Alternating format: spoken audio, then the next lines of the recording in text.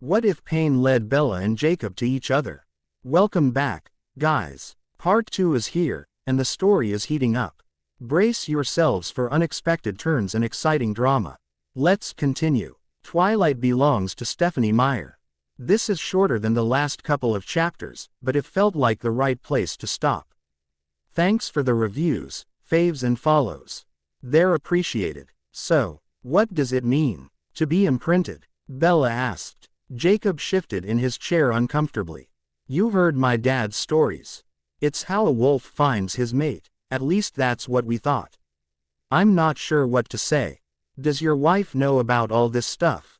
Yes. Danny knows everything. The imprint. Bella pressed. Yeah, that too, Jacob breathed. He turned around and placed his folded hands on the table in front of him. It was a lame attempt to ground himself before he told her the rest. She wants a divorce. She told me that she can't fight fate and that she promised herself. If this ever happened, she wouldn't get in the way of my happiness. You don't look real happy, Bella said seriously. I'm not. I'm so mixed up inside. I phased for the first time in years. I think the others are going to begin phasing too. I love my wife and kids, but then I wonder what all of this means. When I first phased and learned about imprinting, I always wondered if I had one and what she'd be like. A couple of the other wolves imprinted and they were blissfully happy. But, you were already happy with your wife, weren't you? I'm ruining that. She stood, looking dejected. Then she grabbed her purse and headed toward the door. Bella, wait, listen, I'm not sure what all this means, or even what the dreams meant, but I think we were brought together for a reason. Right now, I can say are sure a vampire has been in your house recently. I don't know if it is a Cullen or not, Jacob said. They were standing in front of each other by the front door, only a foot or so between them. Bella stared at Jacob, feeling so unsure as always. Here she'd met someone that made her feel safe for the first time in forever, and according to legend, she was his soulmate. Yet, she felt like she was ruining his life instead. His wife was a lucky woman, and if the roles were reversed, Bella knew she wouldn't give up on him. She would fight for him. The unwavering eye contact did things to Jacob that he didn't really like at the moment. He found himself drawing closer to her and noticing the small flecks in her pretty brown eyes and how when she was nervous, she chewed the corner of her lip and twisted her fingers. They were standing even closer now and she could feel the heat rolling off his body. Do you have a fever? She questioned softly. No, it's just a wolf thing, he whispered back, enchanted by her. She blushed at his nearness and looked down at the floor to break what seemed like a trance between them. Jacob slowly reached out to lift her face back to his when he was interrupted by his father. Jake, can you come give me a hand? Billy called out loudly from his room. Bella glanced back that direction and her heart started racing at the thought of being caught in a compromising situation with a married man. Imprint or not, I better go, she whispered. Jacob cleared his throat. Be careful. If you need anything, if you see anything, call me. And, think about staying close until we know more about your visitor. I can't protect you in Seattle. You want to protect me? She asked, slightly surprised. Bella, if the legends are correct, if you die, I die, he told her. Jacob, Billy called louder. I'll be careful. See you later. Bella turned and dashed out into the rain in her Jeep. Jacob watched her as she backed out and pulled away. Dad, I know you don't need help getting out of bed. Jacob called as he walked into his father's bedroom to find him sitting perfectly fine in his wheelchair. It got quiet out there and I didn't want you to do anything you might regret later, Billy smiled sheepishly. Jacob reached out and patted his dad's shoulder. Thanks, Dad. I need to meet with the council and the pack. Do you think you could arrange that for this weekend? They need to know that I've phased again. That I imprinted, and there's the possibility of having old and new wolves phase. Also, I smelled vampire activity in Bella's house and in the woods behind their house. I don't like any of this, Jake. Something is coming. I can feel it in my body. A few hours later, Jacob brought the kids back to hang out with his dad while he went to talk to Danny. He didn't call her First because he figured she wouldn't let him come. This was a life or death matter, though. She was waiting for him at the door when he walked up the sidewalk. "Where are the kids?" she asked, looking at his truck. "They're with my dad. I need to talk to you. It's really important," he explained. "Okay. Come in, I'll make us something to drink," she said with a look of surprise. They settled at the kitchen counter on the stools. Jacob looked at his glass of ice water and slowly spun it in a circle. Danny had gotten a pitcher of lemonade from the fridge and set her glass on the counter to pour herself some. The glass started to slip and she watched with horror, anticipating its crash on the floor. Instead, Jacob set it back on the counter, and leaned over to grab a rag to pick up the ice from the floor. "How'd you do that?" she asked, stunned at the speed of his reaction. "I told you, I needed to talk to you. Look, I'm not thirsty. Please just sit down and listen," he pleaded with her. "I'm listening," she said. As she sat and turned to face him, the man she had loved her entire adult life. She missed him terribly and hated sleeping alone at the house without him and the kids. Her thoughts were quickly brought back to Jacob when he started talking. "First off, I phased again. Secondly, you know that Paul and Rachel have that stomach virus. Today, I had to go back to the Swan's house for the furniture pickup," he started. "Of course you did," she muttered, only loud enough for his wolf senses to pick up. "Danny, please don't be like that. I tried to arrange it so Paul would be there. He was sick and so are Rachel and Will. You're friends with her, you should know that," he looked imploringly at her. Finally, she nodded in agreement. "Anyhow, when I got there, I noticed that it smelled weird. I searched the whole house and her bedroom was reeking of fresh vampire. The rest of the house had a light scent, like it was leftover from another time. Eventually, my wolf couldn't take it anymore and I had to phase. I went and ran in the woods and could smell a trail away from her house. It's important to me that you and the kids are safe. I don't want you making unnecessary trips off the res. I think you are safe here at the house." He stopped as he saw the expression on her face, a mix of shock and terror. "That was the first time you phased again?" she asked quietly. Jacob waited and swallowed thickly. He didn't want to make her feel bad, but he realized that he had to be honest with her. "No, it wasn't," he said. "When?" He took a deep breath and answered her, "I phased for the first time AF. Tear, you shut the door in my face and wouldn't listen to me." She immediately broke down in tears. "Babe, it's not your fault. It was there under the surface. I should have let the wolf out sooner. I was ignoring the feeling. I didn't want to phase again. I didn't want to imprint. I thought that part of my life was over and done with. But the fact is those things did happen. Bella isn't safe. The Res are here because of her and I have to find out why. I have to know because I need to keep you and the kids, as well as the whole tribe, safe." She sniffled and nodded her head, reaching out to grab a napkin to wipe her drippy nose. Jacob reached up to wipe the tears from her cheeks. Danny looked up to his beautiful face, her eyes searching his to see if he still loved her. She saw that the love for her was still there, but knew in her heart it would never be the same. When Danny didn't look away, Jacob took this as a sign. He reached down and pulled her stool closer to his. Her body was between his knees. He caressed our thighs with his warm palms. Both of their heartbeats sped up. Looking into her eyes, he very slowly leaned toward her, hoping that she would let him kiss her like he wanted to. Their lips met and he wrapped his fingers in her long hair. She deepened the kiss and kissed him with her whole heart. Her arms wrapped around his neck and he moved his hands down her body. Yako. B stood and wrapped her legs around his waist.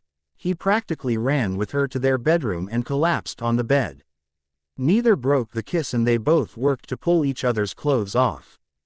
"Dan." I kissed all over Jacob's body and he closed his eyes, relishing in the feeling. As he laid there, his mind went to the day's events and finally, his desire was completely gone. He enfolded Danny in his arms and held her next to him on the bed. "You don't want me anymore, do you?" She sniffled. "It's not that," I have a lot on my mind right now. Having to be separated from you and the kids, while worrying about vampires being in town, is making it hard to focus on that," he tried to reassure her. He kissed her hair softly, wishing he could give her what she desired right now. It was frustrating. Oz the man and the wolf were not on the same page right now. Jacob, the man, wanted to love his wife and make love to her right now. The wolf, however, wanted other things. Its focus on protecting the tribe and Bella. The wolf didn't dislike Danny or the kids, it just preferred Bella. The couple just laid wrapped in each other's arms, both wondering what was to come of their lives. Jacob hated that he felt terrified of the unexpected. "I love you, Jake," she said, and planted soft kisses on his chest before closing her eyes and falling asleep. Sadly, it was Jacob's stomach that insisted that he get up. He wanted to stay in bed with Danny forever, but he figured the loud growling was going to wake her soon. He carefully untangled himself from her and placed a barely there kiss on her arm before putting it down on the bed. He searched through the pantry and fridge to find something he could put together for dinner. There wasn't much food there, so he made soup and salad, plating it up so he could bring it to Danny. Before he took the food, he called Billy to make sure the kids were okay. Jared and Kim brought their kids over to play, and Kim was making grilled cheese for dinner. Carefully balancing the plates and bowls, Jacob made his way to the bedroom. Danny was pulling herself up and fluffing pillows to lean against the headrest. They ate in silence for a while. "Thanks, Jake," she said. "You're welcome." Kim and Jared said they'd keep Hope and Riker for the night if we want, he suggested hopefully. Danny stirred her soup and considered the idea. "I don't think it's a good idea," she said, softly with a hint of sadness in her voice. The soup and salad had lost its appeal, and she placed the bowl on the plate and left them on the nightstand. "I wish I could say I understand, but I don't. I'll respect your wishes, though," he said, resigned. She reached out and caressed Jacob's hair with her hand. She ran her hand down his neck, to his chin, and turned his face to hers. Leaning forward, she kissed him with her entire heart. "Let's not do this again, Jake. I can't take it," she whispered, heartbroken. "That's a promise I refuse to make," he said. "If you love me, like you say you do, you will." She looked up at him teary. Then she stood and grabbed her clothes, getting dressed, and leaving the room with all of the dishes in her hands. "Danny, promise me you will be careful and let me know if anything seems out of the ordinary," Jacob said to her from the living room. She turned from the kitchen sink. "I will, Jake, I promise." Hesitantly, Jacob walked out the door. He didn't leave until he had done a circuit of his yard, verifying there was not a hint of vampire anywhere around. He gave one last longing look at his home before getting in his truck and driving to his dad's house for his children. Since Paul already knew that Jacob had phased, he met him at the store the next morning to talk. There weren't any customers at all in the store, as it was a Tuesday morning, so they sat on a couple of couches and talked things out. Jacob rehashed the events of the last few days with Paul. Both agreed that the likelihood of more wolves phasing was high. Now that Paul was aware, he recognized the changes in his body. Jacob knew that waiting until Saturday was too long to talk to his pack. They were going to need to meet that night. He started texting everyone, asking them to meet at his house for dinner around 6. Riker and Hope would love to see their uncles anyhow. Sitting back against the couch, Jacob stared at the ceiling. He wished that he had slept better the night before, but he hadn't. The nap he took with Danny was great, but once he was in his bed alone, his mind swirled around. None of this made sense. When Jacob met Charlie, he made it sound like his daughter might not survive. But when he talked to Bella about it, she made it sound like a klutzy accident on the stairs that resulted in her broken bones. In their shared dream, she mentioned having nightmares about the vampires fighting over her. They bought Charlie's furniture for an insane amount of money and went to great lengths to be discreet. They could have just written Bella a check. Something didn't add up. If the Cullens were living with Bella like a normal family, why would they follow her everywhere? They seemed to try to let her have some semblance of a normal existence, so what was Jacob missing in all of this? Grunting, he stood and headed to the workshop part of the store. As he got to the door, he called out to Paul where he would be. Paul told him he was good and he'd let him know if he needed him. Jacob looked over some design plans for furniture orders Paul had taken. Paul had finished some pieces they had due before Jacob's accident, but he declined new orders until Jacob was back to work. There was an order for a custom dresser and chest, so Jacob decided to get to work on the dresser. He buried himself in the work and enjoyed how keeping his hands busy kept his mind silent. He had to focus on precision cuts and measuring, there was no room for error. They used quality woods, not your standard home improvement store variety, and making mistakes cost them money. All of the large pieces were cut for both pieces and sorted into 2 areas when Kim came back with a plastic bag and big cup. "I come with food, mister. Home improvement," she giggled, holding the food out to him. "Thanks, Kim. I lost track of time," he said, glancing at the clock to see it was already 1:30 in the afternoon. He carried the bag to a table and went to wash his hands before eating. Sawdust did not make an appetizing condiment. "Paul asked me to pick something up for you on my way in. He said he didn't want you to get too hungry, because you can be difficult to deal with." She laughed heartily, and quickly left the room. In the bag were several Chinese takeout containers. Jacob ate heartily, not caring too much about what he was shoving down his throat. The wolf part of him required sustenance and his stress level kept him from eating enough. In a few minutes the food was gone and Jacob washed his hands again before getting back to work on his projects. Around 3 o'clock, Paul stepped into the workshop and looked over the work Jacob had done. They talked about the next steps and then Paul reminded Jacob he had to pick the kids up from school. Jacob cleaned off and headed to Hope's Press School first and then went to get Riker from school. Danny was in her classroom working at her desk when Jacob walked by to go to aftercare. Hope was ecstatic to see her mom, so Jacob left her there while he went to get Riker. The kids visited for a few more minutes, while Jacob stood unsure in the doorway. Finally, he told them they needed to get groceries for their uncles to come for dinner. Each of them gave Danny a long hug and then Jacob grabbed their hands and walked them out to the parking lot. Before he got in, he took his phone out and texted Danny to be safe. He thought she should talk any work home and not be alone at school like she had done so often in the past. She texted back quickly that she would go home soon. Taking 2 kids to the grocery store close to dinner time, Jacob soon realized was a terrible idea. The kids were hungry and wanted everything in sight. Eventually, he gave them both a couple of slices of cheese from the deli to hold them over until dinner. He decided the easiest dinner to make would be spaghetti and meatballs. So he got several boxes of pasta, sauce and a huge bag of frozen meatballs. "Wait, Daddy, garlic bread," Hope exclaimed. "Lots of garlic. Keeps the vampires away," Riker teased his sister. The joke caught Jacob off guard and he froze for a second, looking down at his son. "What? That's what they say on Scooby-Doo," he laughed. "Besides, garlic breath keeps everybody away. Yuck." He waved his hand in front of his nose to exaggerate his point. Jacob ruffled his son's hair and continued to the frozen foods section. The off-the-cuff comment was completely untrue, but was strangely timed for the discussion he planned on having tonight. After paying for the food, Jacob promised a special treat, a video rental. They went to the rental Mac Hein near the door and found a movie both kids were willing to watch. None of the adults wanted the kids to hear the evening's topic of discussion. They drove past what Jacob would keep calling home and saw that Danny still wasn't there.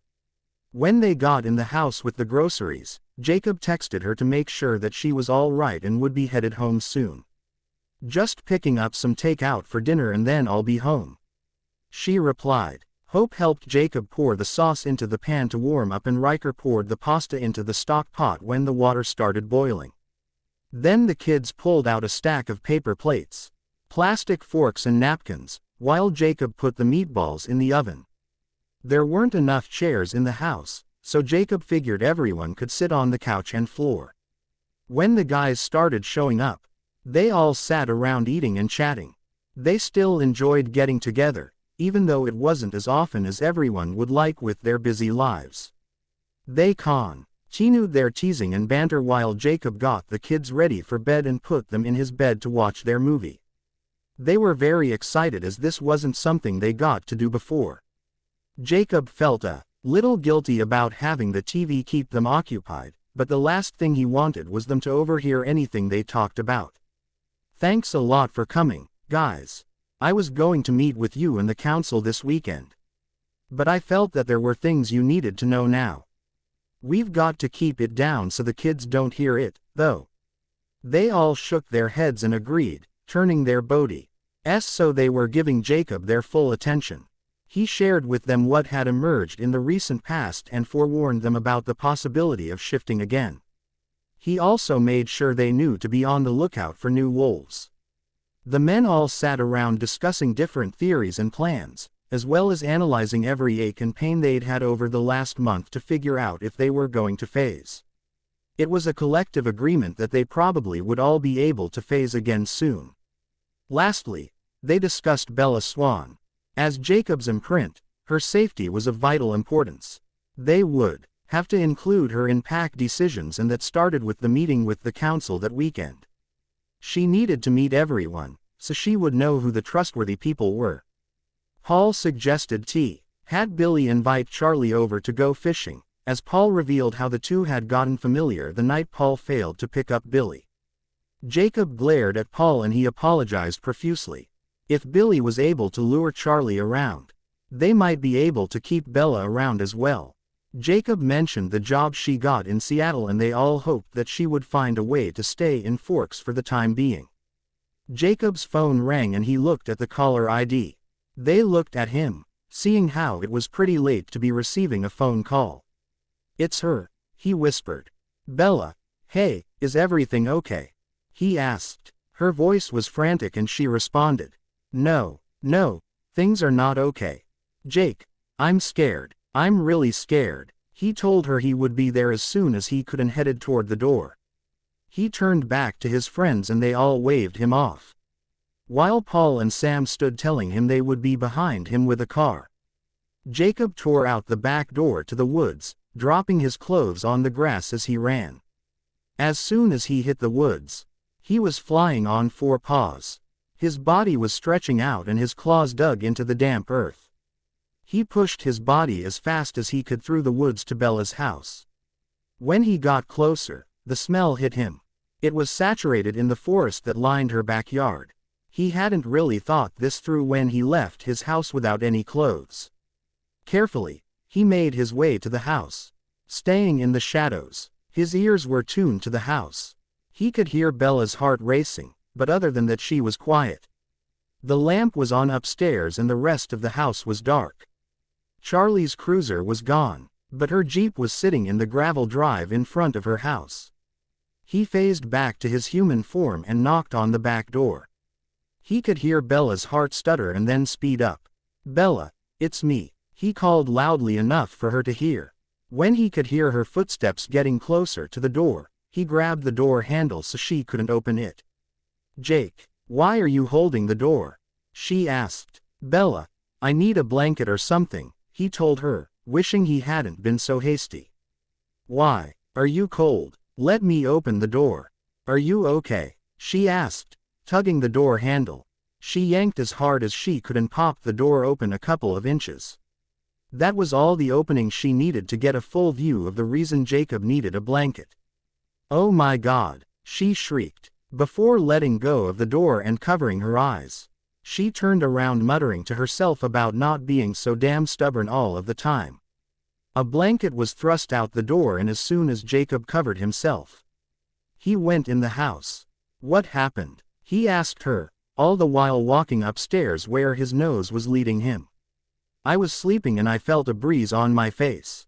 I know it sounds weird, but when I went to sleep it was raining, so I closed my window. The next thing I know, I feel a breeze and I see my curtains blowing in my room," she said. Bella looked at Jacob, with a scared expression. And she shifted nervously from foot to foot. Her eyes would dart between him and the window, wondering what the hell had happened. He walked around the room, inhaling deeply, so he could memorize the scent of the cold one that dared to enter her room. Then he looked out the window into the dark night.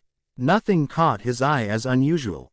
He rubbed his hands all over the window frame, leaving his own scent there. The wolf would have happily marked his territory, but the man didn't think the human would appreciate that. Then he closed and locked the window. Casually, he sat down in a rocking chair she had in her room, shifting side to side to rub some more of his scent around her room. If the vamp came back, it should know that Bella was under protection of something stronger than it. Bella sat nervously on her bed, glancing down at her own skimpy sleeping attire. She was so scared when she called Jacob that it didn't even occur to her to cover herself. Now that he was here, wearing only her quilt, she felt a little uncomfortable. Jacob saw her shiver, so he grabbed a sweatshirt off the pile of laundry next to him and tossed it to her. Thankful, she tugged it over her head and pulled her feet up under her. "I don't think I can sleep in this room ever again," she said as she trembled again. "Do you think it's the Cullens?" Jacob asked her. "I don't know. It doesn't seem like something they would do. Even though I told them I didn't want to see them again, it still doesn't seem like something they would do. They would just ignore me and show up at the door demanding to talk to me," he told him. "Do you remember your nightmares?" "I remember waking up terrified," she told him. "I was thinking that maybe your nightmares are trying to tell you something. If you can, try to pay closer attention to them, and if you remember anything when you first wake up, jot it down. I think there might be some things you've forgotten since your accident. They might be significant to us." "Okay, Jake, I'll try," she bobbed her head. "I guess since I'm done sleeping for the night, I can start sifting the want ads for a new job." There was a car outside and Jacob heard their voices, so he warned Bella they were about to get company. He went downstairs to let Paul and Sam into the house. They went upstairs, and while they couldn't smell like Jacob could, they could feel that flittery sensati. On Jacob had mentioned having the first time he was at Bella's house. "Bella, why don't you pack a bag and come stay on the res tonight?" "What time does Charlie get off work?" he asked her. "I don't know for sure. He went in late, around 9. Said he was going to fill in for one of the deputies who got sick. I don't know if I feel comfortable staying at somebody's house I don't know. I can't intrude." She hesitated on his offer. "You aren't intruding, and all of us would feel a lot better if you were close," he assured her. She looked around her room and determined that any place was better than her room right now. "What about my dad, though? I don't want anything to happen to him," she worried. "Your dad will be okay. The vamp didn't go anywhere else in the house. I don't think they were looking for a meal. I think they were here to check on you," he told her. Sighing, she pulled a backpack from her closet and packed a few things, as well as her iPad, phone and a toiletry bag from her desktop. "I need to change clothes," she said, looking a little embarrassed. The men stepped out of her room, but Jacob stayed with his back against the bedroom door. The wolf was not happy about leaving her alone when a vampire had been in her room. He didn't understand the need for privacy because he thought her body was beautiful. Jacob swallowed that feeling back. She was beautiful, but this was not the Tim to be thinking of how her full breasts had hardened when he looked at them. Nor should he be thinking of how his wolf wanted to roll all over her bed simply to leave his scent behind to ward off other males. Finally, she came out with her things dressed in running pants and the sweatshirt, with her hair pulled back in a tidy ponytail. "My shoes are downstairs," she said, pointing to the hallway. And Paul went down the stairs first and Jacob turned off her light, then followed Bella down the stairs. She slipped on her sneakers and grabbed a pair of boots before gesturing to the front door. Jacob did a quick sweep of the downstairs, making sure that all windows and doors were locked before they left. They stepped out on the small front porch and Bella locked the door. Sam and Paul sat in the front of Sam's SUV and Jacob and Bella sat in the backseat. Jacob still had the blanket wrapped around him and he couldn't believe that neither man had made a crack about his clothing. As they drove back to La Push, they all kept their eyes on the forest. Bella looked out, knowing that her eyesight wasn't good enough to see more than 10 feet from the moving car in the dark. Jacob's eyes darted around, watching carefully. Bella's hand reached out and rested on Jacob's knee, and his hand soon rested on top of hers, patting it lightly every few minutes. When the group pulled into Jacob's house, they were met by the others who wanted to know what all had happened. They were surprised to see Bella get out of the SUV with them and follow Jacob nervously into the house. Jacob introduced her to all of the men and she shook each of their hands. After they had all said hello, they backed away. "Gosh, now I feel like a little kid," she chuckled, noticing the disparate differences in their heights. They all chuckled with her. Once the story was retold and plans were made for Jacob to patrol, Jacob made them all promise to check in with him daily about how they were feeling and anyone they were concerned could phase. They shook his hand and hugged Bella, promising her that they would protect her. Jacob and Bella stood awkwardly in the living room before Jacob finally offered to make Bella a bed in the guest room. It was designed to be an office, so it was away from the other bedrooms at least. He wasn't sure if he wanted to share with his kids that she was there yet. An air mattress, a couple of sheets and a pillow later. A bed was ready for Bella. Jacob had changed back into his clothes and came in holding Bella's blanket. She laughed and took it from him, spreading it out over her bed. "It's a good thing we brought that because I don't have any more blankets here," he joked. Bella blushed, remembering why he needed the blanket to begin with. The man had an awesome body and it was something she wouldn't be able to get out of her memory anytime soon. "Listen, Danny takes Riker to school in the morning and this is something I'd like to explain to her myself.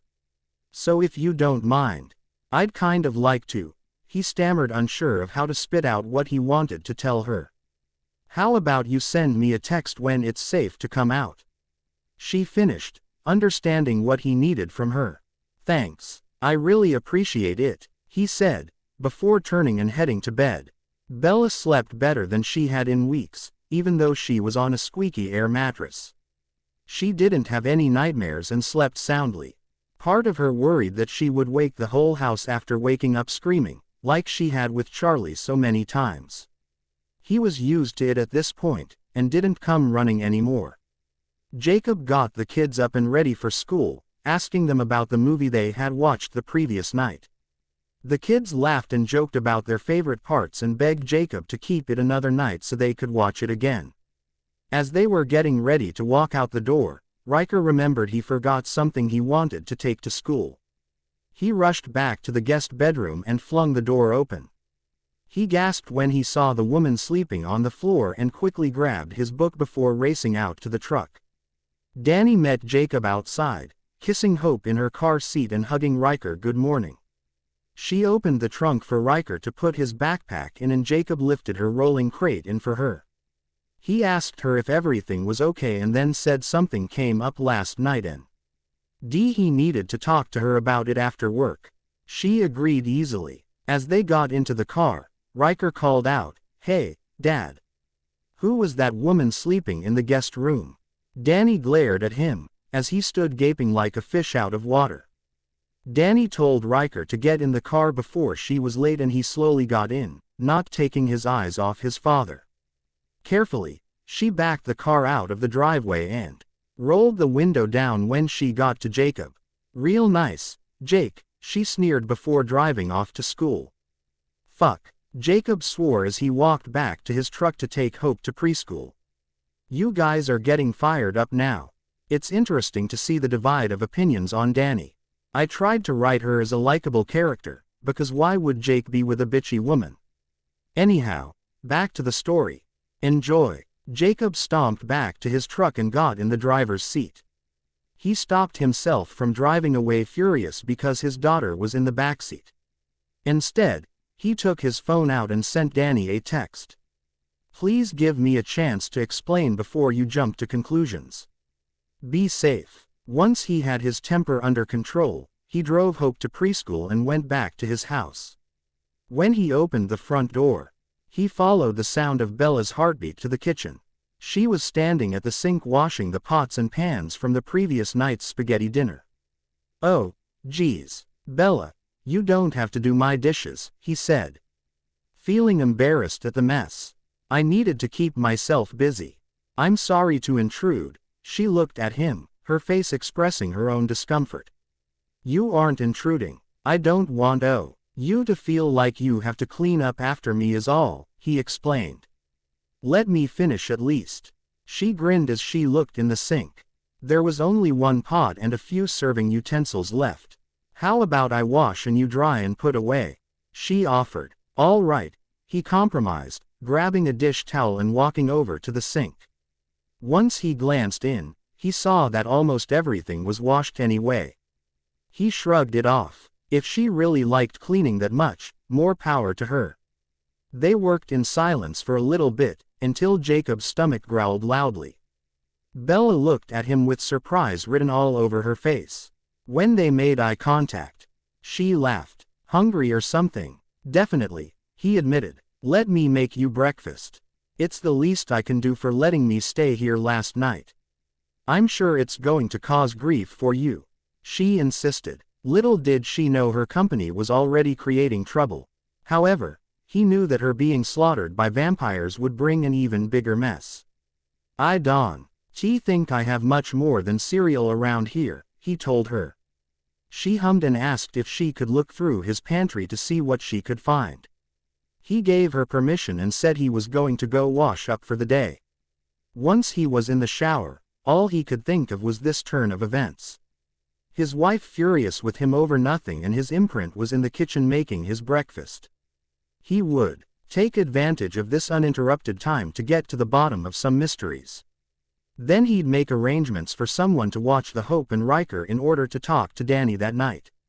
Most importantly, he needed to talk to Riker about what he saw. His young son didn't understand how marriage worked and wouldn't make any assumptions like his wife. Jacob finished up in the shower and got dressed in a pair of jeans and a t-shirt before returning to the kitchen. He was surprised to see that Bella had put together a decent breakfast for them. They had eggs, some fried ham and homemade biscuits. He had all these ingredients. He needed to rethink his pantry, maybe download a cookbook app on his phone. "Wow, this looks good," he smiled slightly at Bella as he sat at the table. "Good. I'm glad. You have so many options," she joked.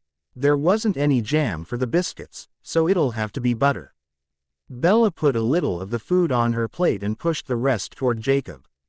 "You aren't hungry?" he questioned her. He had piled food on his plate and her eyes widened at the small mountain. "Oh, I'm hungry, I'm just not a pig," she smirked. "A pig?" he scoffed. "I am no such thing. I'm bigger and meaner. I'm a wolf." They both laughed at his statement. "Will I ever get to see your wolf?" she asked innocently. Immediately, Jacob started coughing, choking on a bite of food at the unexpected request. No one had ever asked to see their wolves. There were only 3 other imprints, but they didn't want anything to do with that side of their men. Bella stood and began beating on his back. "Don't," he choked out. She pulled her hands back quickly. "Oh gosh, did I hurt you?" "No," he finally laughed. "You're more likely to hurt your hand though." "Sorry about that, you took me off guard. Are you not yourself when you're, changed?" she asked him, curious. "My mind is all there if that's what you mean. It wouldn't be unsafe for you to be near me if I was already changed." "The wolf would never hurt you. He adores you," he answered without fully thinking. Bella's face turned a bit pink, and in an attempt to hide her new shade, she stood with the plates to the sink. "Leave them," Jacob told her. "Let's go sit in the living room and talk for a bit. I'd like to ask you some things." Bella followed Jacob into the room and they sat at opposite ends of the couch. Bella pulled her legs up and leaned against the arm facing Jacob. One of the first things Jacob told Bella was about Riker seeing her there that morning, and him asking about it in front of Danny. Bella was mortified at the implication, but Jacob assured her he would talk to Danny and fix things. He also offered to have his dad contact the Cullens to see if they were in the area. At first, Bella was adamant that he not call because she didn't want them to know she was home. In the end, she conceded Jacob's point that they needed to try to rule the family out as the visitors in her room. She told him she didn't want anyone to mention her by name. Only that wolves had shifted and scents were found on patrol. Bella tried to convince Jacob that he should let her stay somewhere else so that she wouldn't cause him problems with his family. He refused, stating that since he was the only wolf at the moment, her safest place was at his house. He didn't want to make her feel like a prisoner, but until more information was revealed, they agreed it was better to be safe than sorry. Jacob told Bella to make herself at home and that she was welcome to anything she needed while she was there. He would introduce her as a friend to his kids later. She completely understood that he needed to explain to Danny as well and offered to watch the kids for him. Her offer was kind, but since the kids didn't know her, he declined. They would have more fun playing with their cousin Will. "Jake, can you take me to get my Jeep at least? I hate being here without a way to get around. I promise I won't go anywhere without letting you know, but it's sitting there in my driveway like a beacon." She told him. Sure, he said. "We can stop and go to the grocery store too. I'm sorry there's no food here," he chuckled. When they got back to the Swan house, Charlie was there. Needless to say, he was surprised to see Jacob bringing his daughter home after she had been gone all night. Bella stuttered because she didn't really have a lie prepared to tell her father. Jacob stepped in and said she'd been visiting with his friends the night before and his sister was running late and couldn't bring Bella home. It was a flimsy lie at best and the three were clearly uncomfortable in the room. Bella went upstairs to put some more things into a bag because it looked like she would be gone longer than she first anticipated. She had left Jacob standing awkwardly downstairs. He didn't really have much to say to Charlie but asked him if he'd been fishing lately. Then he told the other man his dad was always looking for a partner to go with him.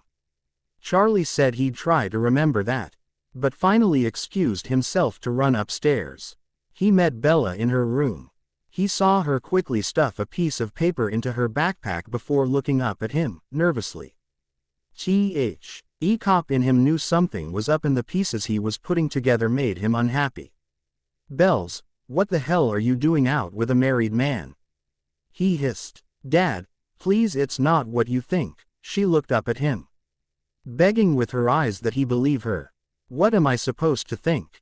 You leave last night after I went to work and you come home this morning with him," he said, pointing down the hallway in the direction of the stairs. "I thought he was a good guy, but maybe I misjudged him." "You didn't misjudge him. He is a good guy. Dad, I'm begging you. Don't turn this into something it's not." She hugged him. "I'm going to stay on the reservation for a while. Maybe you could come out and go fishing with Jacob's dad like he offered." "I can't be here. I don't want them to know where I am," she said. Implicating the Cullens were the reason for her departure. For all she knew, they were the Cullens. Charlie shouted. Then he lowered his voice. "Bella, I'm the chief of police. If there's something going on with them, then I should know. I can do something about it. You shouldn't have to leave your home. Some things I have to handle on my own, Dad. I'll have my cell phone. I'll call you every day," she assured him. "What about Seattle?" he questioned her. She sighed, yanking her backpack up her shoulder. "I canceled the apartment and emailed my boss to tell her I wouldn't be moving after all." She looked down, feeling ashamed for disappointing her father. "You promise that you aren't doing this for him?" he asked, as he jerked his thumb over his shoulder. "I promise it isn't what you're thinking." She dodged his question, leaning up on tiptoes to kiss his cheek. "I love you, Dad." Charlie followed Bella down the stairs, and naturally, Bella stumbled at the second-to-last step. Jacob shoved forward to grab her arm and help her back up. Charlie glared at Jacob, warning the man away from his daughter. "Bye, Dad," she said, again, trying to get her father to break the staring contest with Jacob. She was pretty sure getting in a pissing contest with an alpha male wasn't a great plan. She lightly smacked Jacob's chest as they left. She followed him to the grocery store and helped him stock up on the basic necessities to cook dinners. They split for a couple of aisles so that Bella could get some things she wanted for herself. A young man stood beside Bella as she read through the variety of coffee packages trying to find a flavor pack she wanted. He asked her a couple of seemingly innocent questions. She had giggled at a joke about expensive coffee stores when Jacob turned down the aisle. It only took a second for the wolf to read the other man's intentions. He walked up behind her, glaring at the other man's back. The guy was oblivious and didn't notice Jacob standing there. "Find everything you need, Bells?" he asked, stealing her dad's nickname for the desired effect. "Oh, I'm sorry, man," the flirt said, as he took off, not getting any coffee. "What was that?" Bella asked, puzzled. "Sorry, he was flirting with you. My other half didn't like it." He hung his head, embarrassed at letting the wolf get in the way of his brain. "Oh," she responded quietly. Quickly, she grabbed a package and held it up silently, asking for Jacob's opinion. He nodded and she put the items in her hands into the cart. In the checkout, they ran into Emily Yulee. She was extraordinarily friendly and Bella a respite away from Jacob's house any time. Jacob chuckled at her friendliness. She didn't have as many friends as she should. Many of the tribe were clueless about her and Sam's imprint, thinking Emily had intentionally stolen away her cousin's boyfriend. Before she left, Emily scribbled her name and number on a piece of paper, giving it to a dumbstruck Bella before rushing out the door. "Who was that?" Bella asked, still unsure what had just happened. Jacob laughed, unloading their groceries on the conveyor belt. "That's Sam's wife, Emily. His imprint. Sam drove us home last night. Is she always like that?" She wondered aloud. "Like what?" "That forward. That nice," she explained. "Pretty much. You'd like her, I think. She can probably tell you a lot about imprinting if you wanted to know," he shrugged. Jacob loaded the groceries into the back of his truck and then drove back to his house. She insisted on helping him carry them in the house, even though he told her he could handle the bags by himself. Since she didn't know where any of the things went, she unpacked the items onto the counter and helped out with the cold groceries. Afterward, Jacob called Embry and asked him to come hang out with Bella that night while he went home to talk to Danny. He agreed to come by and Bella offered to cook dinner for him. Jacob took the kids straight to Rachel and Paul's house after school. But before he left, he pulled Riker aside on the back porch to have a man-to-man talk. Riker straightened up at this announcement. He wanted to be a man like his dad. "Son, I wanted to talk to you about the lady you saw sleeping in the office this morning," he started. "Did Mommy tell you anything?" "She said it was grown-up stuff," he pouted. "Well, kind of. That's true. Her name is Bella. She's a friend of mine. She needed a safe place to stay for a little while. We have the extra room, so I told her she could stay with us. I'm sorry I didn't talk to you first, but it was kind of an emergency. I'm going to explain it all to Mommy. But she knows about it," he told him honestly. "All right, Dad, I understand," he said, sitting up straight. "Love you, buddy," Jacob said, hugging his son tight. "Daddy, your skin is hot. Are you sick?" Riker asked, feeling his dad's forehead like adults usually do to their children. "Nope, Daddy is in tip-top shape," he promised, kissing his head. They went back in the house and Jacob talked with Rachel for a little while before heading home to wait for Embry. When Embry drove up, Jacob stepped outside to greet him. He reached out to shake his hand, discreetly checking the other man's temperature. Embry was warmer than usual for certain, but Jacob didn't think he was in danger of changing tonight. Embry held out his hand to show a handful of movies he brought to watch with Bella. There was a mix of action, horror or comedy. "Hey, Bella," Embry smiled as he walked in the house. "Hi, Embry," she greeted him, feeling a little shy around a man she didn't know. But she fully trusted Jacob, so she felt a connection to Embry right away. Jacob left to go home, and Bella complimented him lightly when he left. She had cooked a ham and cheesy potato casserole with the leftover breakfast ham. Embry hadn't had it before but really liked it, talking over with Bella how he could make it on his own. They continued chatting over the dishes and then headed to the living room to watch a movie. Bella immediately dismissed the horror movie, saying that was too close to real life right now, and went for the comedy instead. Embry popped it in and they kicked their feet up on the coffee table at the same time. They looked at each other and laughed about it, just as Jacob opened the front door. He glared at their chumminess, then huffed and stormed into the kitchen without saying a word. Bella looked at Embry with a confused face and he started to get up to go talk to Jacob. "I'll talk to him," she whispered.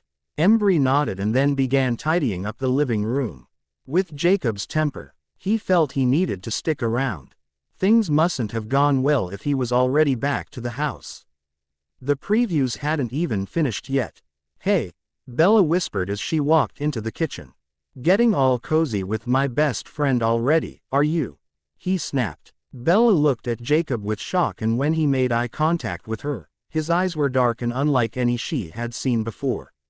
She stepped back in fear and turned to dart into the living room before slamming into another warm body. Embry grabbed her so she didn't fall. This caused Jacob to growl. Carefully, Embry let go and whispered to Bella to get out of the room. She didn't look back as she dashed into the office, closing the door. When she started crying, both men finally calmed down. "Jake, come on. You know I am not going to get all fresh with your girl," he apologized. "She's not my girl, Embry," he thundered. "I'm married to someone else. Do I seem to be the only one around here that realizes that?" "Of course, you are, and I know you're married. Speaking of your wife, Jake, what happened? What got you so upset that you come back here acting like this?" Embry asked, his voice calm. Jacob didn't answer at first, turning toward the kitchen sink and filling a glass with water to take a drink. He stared out the window over the sink and took a few slow sips. He was such an idiot, and was only fooling himself. Think that Danny would stop being a stubborn ass. Looking around, Jacob tried to find something to eat quickly. He opened the fridge and found a covered plate of leftovers. He placed the plate in the microwave and warmed it up a little before inhaling the food. Embry's eyes bugged out when he saw how fast Jacob was eating. He hadn't eaten like that in a long time. Finally, Jacob was able to start speaking and told Embry about his meeting with his wife. Of course, she was all dramatic about it, saying that as soon as he got his own place he moved his imprint right in to replace her. That just emphasized her point that their divorce was priority number one. She would not feel like the other woman. Jacob begged and pleaded with her. He explained over and over what had actually happened and why it was imperative to keep Bella safe. Danny ended up sitting and staring at Jacob, not saying a word. Jacob thought that he was getting through to her. When he'd reached out to ouch her arm, trying to get a response from her, she snapped. She'd yelled she understood the legends, that there was a threat and she had already promised she would be careful. She reminded him school was almost out for the summer and then she would remain on the reservation every day to make him happy. Then she told him in no uncertain terms to get out. He had no choice but to leave, and he was furious about it. He 45-second drive back to his house hadn't really given him time to pull himself together. When he opened the door and saw Embry and Bella looking at each other, getting along so well, the wolf roared. It was an internal war because he was being pulled between two women. Eventually, Jacob calmed down enough to dismiss Embry and go check on Bella. While he was talking, he could hear her soft crying slip into soft snoring. Bella had fallen asleep, but he didn't want to let her sleep for the night, thinking he was mad at her. He opened the office door and leaned against the door frame watching Bella sleep. He rubbed his hands over his face, feeling bad for being such a shithead when he came back.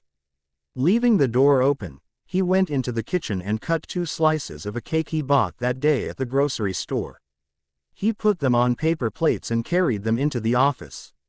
"Bella," he called. "Yeah," she whispered. I came to say I was sorry, and I brought chocolate cake, he said, holding the plates up to show his offering. She sat up and reached out for one of the plates. He apologized to her for yelling at her, then went on to explain the evening's events. She listened to him and took his outstretched hand when he was done.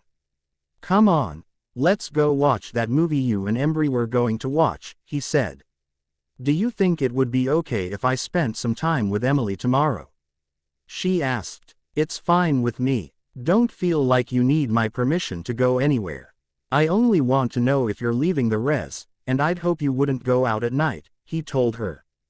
I think it would be he. LPFUL to understand everything I can about the imprint, she told him. Anyhow, let's watch the movie. Do you want to make some popcorn? He smiled lightly. She was so good at turning things around and bringing him back down to earth. Nodding, he went to the kitchen and put a bag in the microwave. He poured it into a bowl to share and went back to the living room. They shared the bowl and laughs over the movie. Every now and then, their fingers would accidentally brush in the bowl and both could feel the little zap of electricity. Neither chose to comment about it. While they didn't try to touch the other, neither of them stopped eating the popcorn. When the movie was over, Bella yawned and stretched. I better get to sleep now, she said, yawning again. She stood and walked in her makeshift bedroom. When she unzipped her backpack, she found the letter she had quickly stuffed in there to hide from Charlie. Jake, she yelled out, careful to not sound like it was an emergency. Jacob came around, the hallway dressed only in basketball shorts and his toothbrush in his mouth. He held up one finger to indicate he needed a minute, before heading to the guest bathroom to rinse his mouth and toothbrush. What's that? He asked, as she held out the paper, looking as white as a ghost. He took the letter from her hands and read it over. Once he was close enough he recognized the putrid smell. There wasn't much to read. But he looked up to Bella, wondering her reaction. Her back was to him and she stood staring out the window. It was pitch black outside, so she wasn't looking at anything. She was lost in her thoughts. Why now? What happened back when she was younger to bring something like this? Why can't they use a phone like normal people? Why can't they respect her privacy like she asked? Jacob stood in front of her and waved his hand in front of her glassy eyes. When that didn't snap her out of the trance, he reached over and touched her arm. That worked. What does this mean? Alice can't see you, he asked, pointing to one of the few sparse sentences. Shakily, she sat on the air mattress and looked up at him. Alice can see the future, or parts of it at least, and mine is gone. Gone? He asked. What does that mean? She stared at him waiting for him to put the pieces together. Gone, meaning there wasn't a future for her. With realization of the meaning, he sat in front of her. Unlike Bella, he didn't trust vampires. He needed to know more before blindly following such a statement. Has she ever been wrong? I don't think she has ever been wrong. Her visions are open to interpretation. They're based on someone's decision, but that can change. When you wake up in the morning, you might be thinking pancakes for breakfast. But when you get in the kitchen, you see the dir. Tie dishes piled in the sink and decide cereal would be easier, Bella shrugged. She had always believed faithfully in her friend's visions. So, what if you being gone is a misinterpretation of the truth? What if it means I die soon? She asked, her eyes brimming with tears. She dropped the note onto the ground. Damn, Alice and her interference. Jacob didn't know what to say exactly. He'd been living in the supernatural realm for so long that things like this no longer surprised him. Of course, he knew that if she died, there was a possibility that he could as well. He swallowed thickly. The implications were not happy ones. Twice in one night he sat by while she cried. Facing the possibility of one's death affects people differently. For Bella, it was exhaustion. She couldn't think about it anymore. She lay down and turned on her side. She closed her eyes and through the leftover snuffling was able to fall asleep. Still not on board with the prediction, Jacob stood and left the room. He lay in his own bed drifting in and out of sleep. In the morning, he would be sure to do a thorough patrol of the area. It was frustrating to be on his own, but he didn't wish phasing again on his brothers. A shrill screaming woke Jacob and he was on his feet and running. He flew into Bella's room and saw her sitting up in bed staring at the wall. Her heart was beating double time and her eyes were so wide, it was spooky.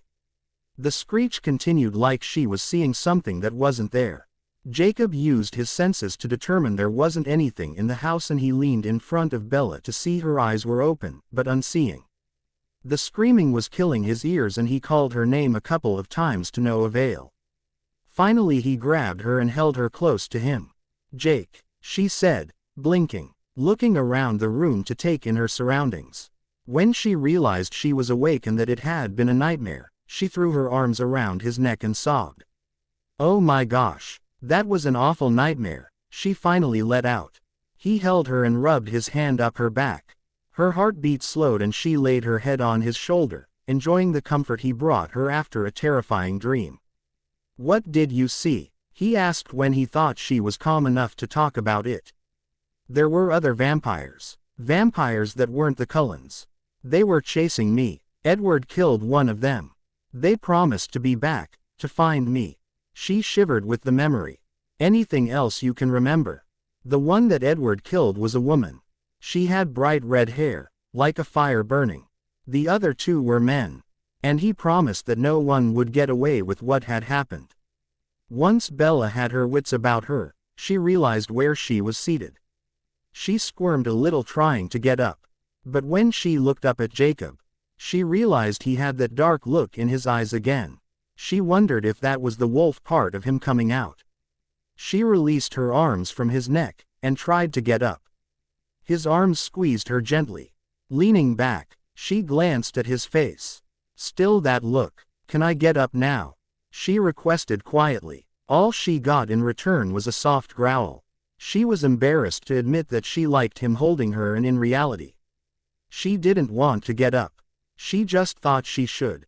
His fingers gently explored her face, brushing her hair out of her eyes and tucking it behind her ears. The touch gave her shivers. He noticed and rubbed his hands up and down her arms. Again, he felt enchanted by her. Her smell was perfect, a light floral scent that he couldn't quite name, but he knew he could find her if he was blindfolded. She was so trusting and she calmed him without trying to. Slowly he leaned his face toward hers. He expected her to move away a little, but when she didn't, he placed a warm kiss on her cheek, and then another. Lightly he kissed her face, to her neck and stopped at her shoulder. He held her body against his and let his head rest on her shoulder this time. He pulled from her strength and took that calming energy she seemed to exude. When he hadn't moved or said anything for a little while, Bella ran her hands over his back. "You okay?" she asked him. "No," he whispered. "Not a bit. Earlier I'm convincing Danny that everything is okay and nothing has changed, but here, with you in my arms, I know that it has." He couldn't look at her face. None of this was her fault and it was a difficult place for the three of them to be. "Maybe I should leave, Jake," she offered again.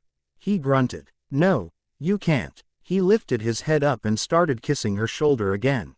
He'd breathe in deeply to pull in as much of her scent as possible. "Is this okay?" he asked, seeking permission. She nodded her head a little and he continued his light exploration of her neck. As he kissed around the front of her neck, she leaned her head back, sighing. He lingered at the front of her neck, rubbing his nose there and kissing alternately. His tongue slipped out and tasted her skin. Heaven, the wolf thought. The man kind of agreed. Bella squeezed her legs lightly onto Jacob's side. She was enjoying the attention he was giving her and the warmth. Two things she hadn't had, ever. Jacob's hands slipped, head down to her hips and gripped them tenderly. He pulled her closer to him and she found herself pushing against him, seeking something, though she wasn't sure what. She'd never done this with a man, nothing even this close. Her body was on fire and her brain had stopped thinking rationally the moment he asked if it was okay. Just when she thought he would never kiss her on the mouth outside of her dreams, he did. It was tentative at first, testing, soft. He hadn't kissed another woman since he was in high school. His fingers slipped up under her tank top and the feeling of her soft skin on his fingers was amazing. He didn't push up, just moved them tenderly at the top of her shorts. Finally he pulled away and looked at her with a mix of emotions. Adoration, confusion, lust for sure. "I'm not ready for this," he admitted. Almost too quietly to hear. He should have pulled away and left the room. But he didn't. Instead, he hugged her and laid her back on the air mattress. She pulled the blanket back up over her body to her nose. She inhaled deeply, recognizing Jacob's scent that was on the blanket. It was probably the best smell she'd ever breathed in her life. He sat beside her with his feet crossed, legs folded, his arms wrapped around his knees. Neither spoke. When Bella awoke in the morning, he was gone. Not just from the room, but from the house. She ventured into the kitchen and found a note on the refrigerator that he had gone to work for the day. He told her she should call Emily, but if she needed him not to hesitate to call. After taking a shower and eating breakfast, Bella finally called Emily. Emily was thrilled and told her to come right over. She gave Bella careful directions and told her she would see her soon. The two hit it off smashingly. Bella didn't have any human friends here. But to have a friend that knew all of the supernatural facts as well, she was super happy about that. They talked all day and Bella helped Emily with laundry. She insisted she was so bored she would lose her mind soon if she didn't have something worthwhile to do. Emily had been overwhelmed with housework, so she let the other woman help her out. All the while they talked about imprinting, the old pack, what Emily knew of the Cullens and the treaty. Overall, it was a productive day. Nearing 4 o'clock, she told Emily she'd better head back to Jacob's house, so he wouldn't start worrying about her. Now that she knew a little more about imprinting, she understood her need to calm him and his need to know that she was safe. She made a simple but hopefully kid-friendly dinner: chicken quesadillas. She hadn't talked to Jacob about dinner plans, so she hoped this was okay. Bella watched the clock, and when 5 o'clock, then 5:30 and then 6 o'clock rolled around, she figured Jacob had taken the kids out to eat. She wrapped up most of the ingredients, but left out enough to make her own dinner. She was sitting at the table eating when she heard the garage door open and his truck pull in. She pretended to be doing something on her iPad in order to look casual when they walked in the door. "Bella," Jacob called. "In the kitchen," she answered. Jacob and the kids walked into the kitchen. They stood a little behind him, looking a little wary at the unknown woman in their house. "Hi guys," she said. "Did you eat?" "Yes, we stopped and got something. Sorry I didn't call, but we needed to have some time together." He apologized, but avoided direct eye contact with her. "This is Hope and this is Riker. Guys, this is Bella, Daddy's friend I told you about," he introduced her. "You'll be really safe here," Riker told her, confident in his dad's abilities to beat people up. Besides, he had beat Uncle Paul up a long time ago. There was no doubt he could do it again. Her eyes flicked to Jacob, asking a silent question. He shook his head, subtlety indicating he hadn't given the kids the full version. "Thanks, Riker. I appreciate you guys letting me crash in the guest room." "Nice to meet you too, Hope," she smiled at his kids. "Nice to meet you too, Miss Bella," Hope finally said, peering out from her hiding spot behind Jacob's legs.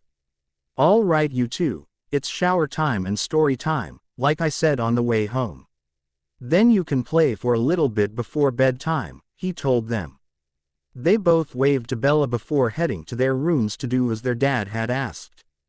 "Daddy, can you wash my hair?" Hope called out from her doorway. "Call me when you're ready, sweetie," he told her. Jacob saw the pan sitting in the drainer and realized that Bella cooked dinner. He didn't say anything at first, but after he opened the fridge and saw the bowl of cooked chicken, assorted toppings and tortillas, he understood what had happened. "Did you cook for us?" he questioned. She shrugged. "It's okay. I didn't hear from you, and after spending the day with Emily, I wanted to do something nice for everybody. I'm sorry that we weren't here and that I didn't let you know. I should've," he apologized. "Feel like an ass after purposely blowing her off. After the previous night, he was unsure of how to act around her, so he decided to take the kids out to avoid coming back to the house with her there.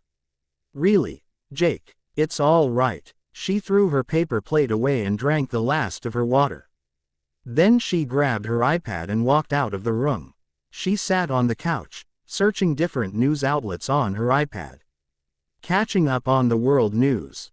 Unsurprisingly, she didn't find any stories about wolves or vampires. She was playing several different games and had settled on one when Hope sat down beside her, peering at her game. "What are you playing? Is that Farm Frenzy?" she inquired. "It is. Do you know how to play?" Bella asked her, happy to have something in common with the young girl. "A little bit. My cousin will plays it on his tablet. I usually kill the animals because I run out of water," she admitted. "Oh well, there's a trick to that," Bella started, as she turned the tablet and explained a few tricks she had learned. She handed over the tablet and let Hope play for a little while, coaching her here and there on how to do it all. "Okay, guys, it's time for stories and bedtime," Jacob announced. "Will you be here tomorrow night too?" Hope asked, glancing at the iPad. Bella nodded, chuckling. She wasn't sure if the young girl was more interested in her or the game. Once Jacob got the kids to bed, he told Bella he was exhausted and heading to bed. He told her it was fine if she wanted to stay awake and watch TV. She thanked him and stayed on the couch, putting in another one of the comedies Embry had left there. Sometime after 10, she decided she ought to head to bed herself and turned all of the lights off. She tiptoed to the kitchen and poured herself a cup of ice water. She stood staring out the kitchen window into the pitch-black night, wondering what had changed since the previous night. Clearly Jacob regretted what he did.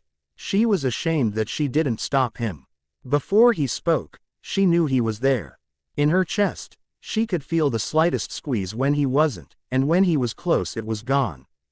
Thankfully Emily talked about it, so now she recognized the previously unknown feeling. "Hi," he said. "Hey," she whispered back. "I thought you were asleep." "I couldn't sleep," he admitted. "My mind is too loud right now. And the wolf is mad at me. Is it okay to leave you for a bit so I can go run a little?" "I won't go far." "Of course. Go. We'll be fine." He stepped closer to the back door, which also happened to be closer to Bella. He reached out like he was going to touch her, but let his hand drop. Pulling open the back door, he glanced back at her. "Make sure you lock this, would you?" She followed him out and watched him walk into the forest. She locked the door as he requested. She retreated to the living room, not sure if she needed to let him back in. That was where she dozed off and he found her sleeping when he got back.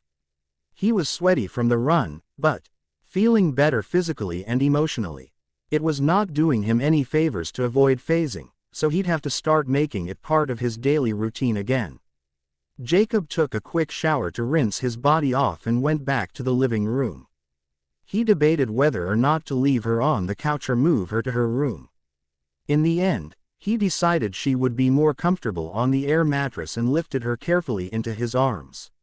She shifted at his nearness and snuggled into his neck. It was a feeling he enjoyed all too much, so he quickly put her to bed and went back to sleep.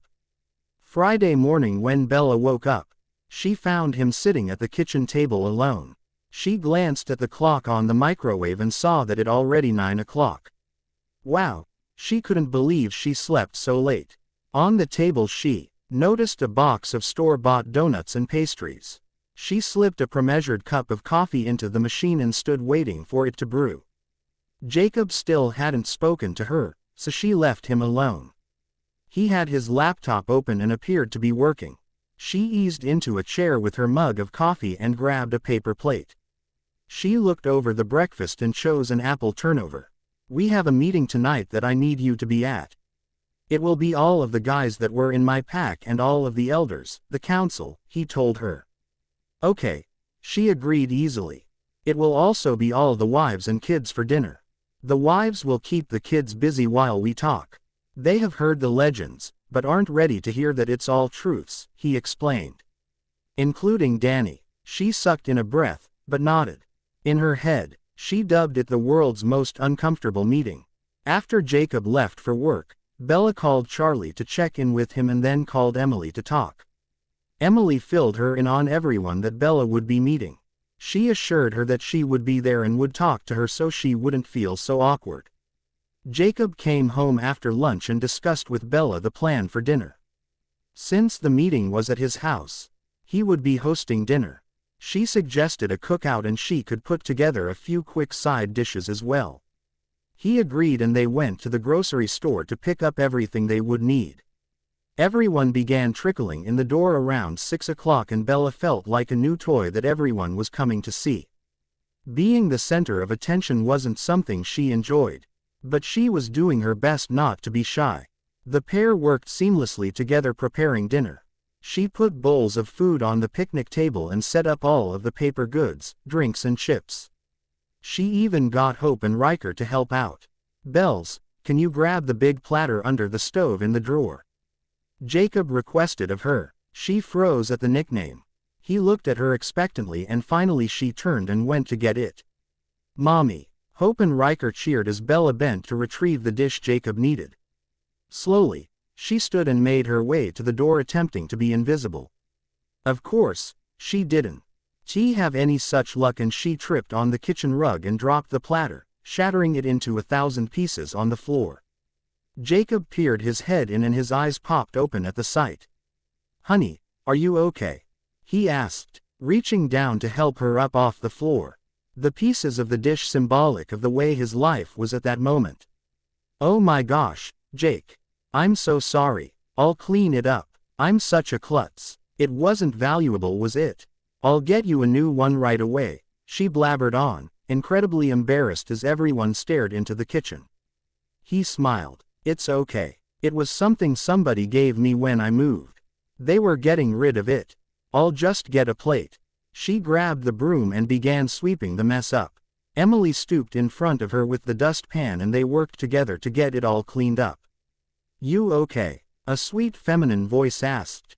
Bella looked up to see that the woman the kids had been so excited to see was speaking to her. "Yes," Bella stuttered, looking at Danny, not really sure how to act. "I'm sorry. I made such a mess of things." Her double meaning unintentional. "Yes, you did," Danny whispered back, her double meaning intentional. "It's okay, though. It's not your fault. It was an accident. Fate, if you will." Danny lifted her shoulder and gave Bella a small smile. She walked out of the room without another word and back into the living room with the rest of the elders and pack members. Bella stared, watching how well she fit in with the group and wondered why fate had brought her here. Emily offered to help her finish getting things ready and she accepted the offer. The large group ate in various places around the house and in the backyard.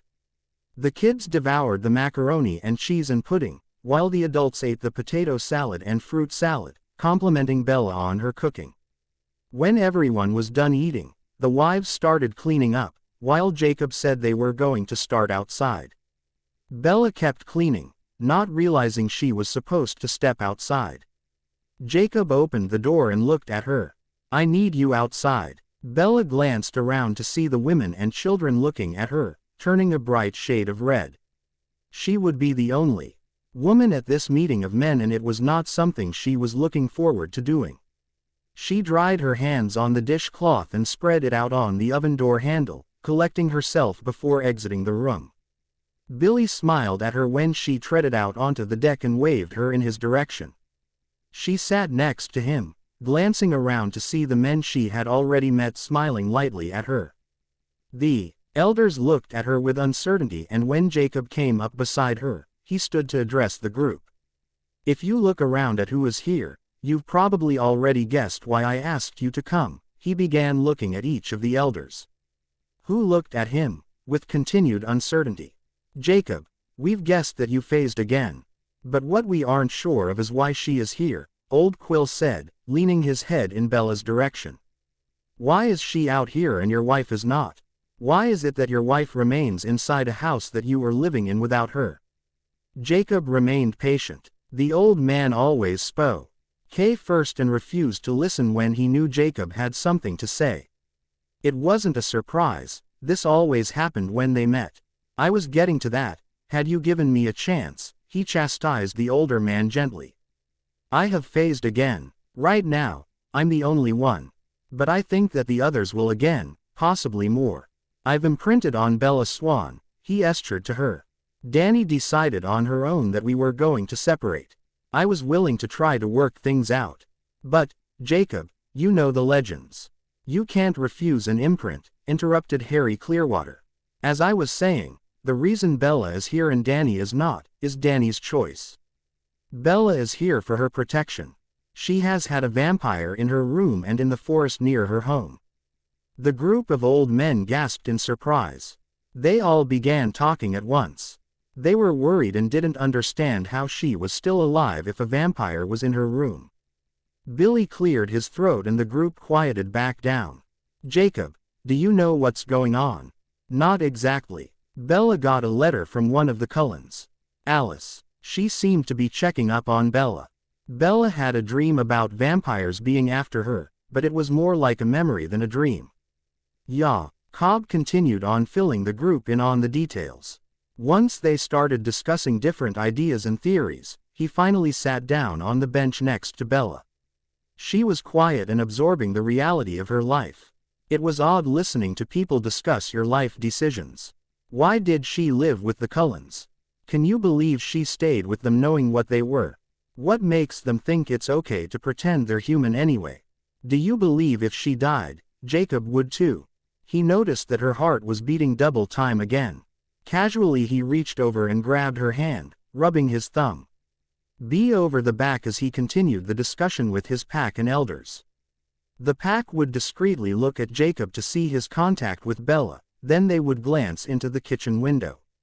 Dani stood watching out the window. Inside the wives talked about their day-to-day lives and the local gossip. Dani knew the other women well but remained quiet. She felt like she was being pushed out of her own life and replaced in every way. She decided that instead of standing around gossiping, she would take advantage of the time with her children. So she went in their room and played with them, read stories to them, and helped them put away a few things. The meeting outside dragged on so long that many of the children and wives went home, the others promising to give each other rides home after it was over. Dani helped her kids get their showers and into pajamas. The three laid together in Riker's bed, reading one of their favorite books. They each had a voice and had read it so many times that even Hope had her parts memorized. Hope and Riker told their mom how much they missed her. She asked them what they thought of their dad's friend and they told her honestly that she was nice. Dani told them that she was glad they liked her because she was sure that Daddy would be spending a lot more time with her. Riker was surprised at his mom because his friends talked about how their parents fought about everything when they got divorced. Right, Daddy and I will always love each other. We will always love you. I am your mom and he is your dad. The only difference now is we live in different houses. When Daddy says no about something, Mommy's answer is still no. We both believe you shouldn't watch too much TV and should have story time before bed, she talked openly with them. Even she did to admit how natural Jacob and Bella seemed together, even though neither of them seemed to be aware. She knew that her choice was rough all around, but was the best decision for both of them. She decided from then on she would be supportive of them, and she would do what she could to make life easier on all of them. Dani tucked the kids into bed, promising that she would see them Sunday for dinner, and tiptoed out of the room. Before opening the back door, she sucked in a deep breath, gathering her courage. Jake, she called out. He jumped up and went into the kitchen. Hey, how's it going? He asked her. Good, real good. She smiled genuinely. The kids are down, so I'm going to head home. Thanks for letting me do bedtime. It was a special treat. Thanks for coming, and staying. I'm sure they loved seeing you, he told her. I was thinking on Sunday, instead of meeting somewhere for dinner. You should just bring the kids to the house, and I'll make dinner for us, she suggested. He smiled widely. Sure. Sounds great. And bring Bella. I'd like to get to know her better, she told him. At breakfast Saturday morning, Jacob told Bella about Danny's request. She was shocked that Danny had invited her over and told Jacob she would go. Overall she wasn't really thrilled about it, but she would do her best to make things easier on Jacob. He told her he was going to meet Paul and Rachel at First Beach with the kids for a picnic lunch and she was welcome to go. She declined, telling him she had plans with Emily. At that moment in time, she didn't have plans with Emily, but she had every intention of talking privately with her friend. She headed to her room after they cleaned up the kitchen and sent Emily a text asking if they could get together. Emily told her she could come over any time. So she got dressed and said her goodbyes before driving over to Emily's and Sam's. Emily was waiting for her on the porch when Bella drove up. She waved to her and hugged her lightly when she walked up the steps. "How's it going, Bella?" Bella smiled. "Good. Danny asked to have me over for dinner tomorrow when Jake drops the kids off." "What? Are you serious?" Emily smiled and opened the front door. They sat at the kitchen table drinking coffee and talking about the game plan for Sunday night's dinner.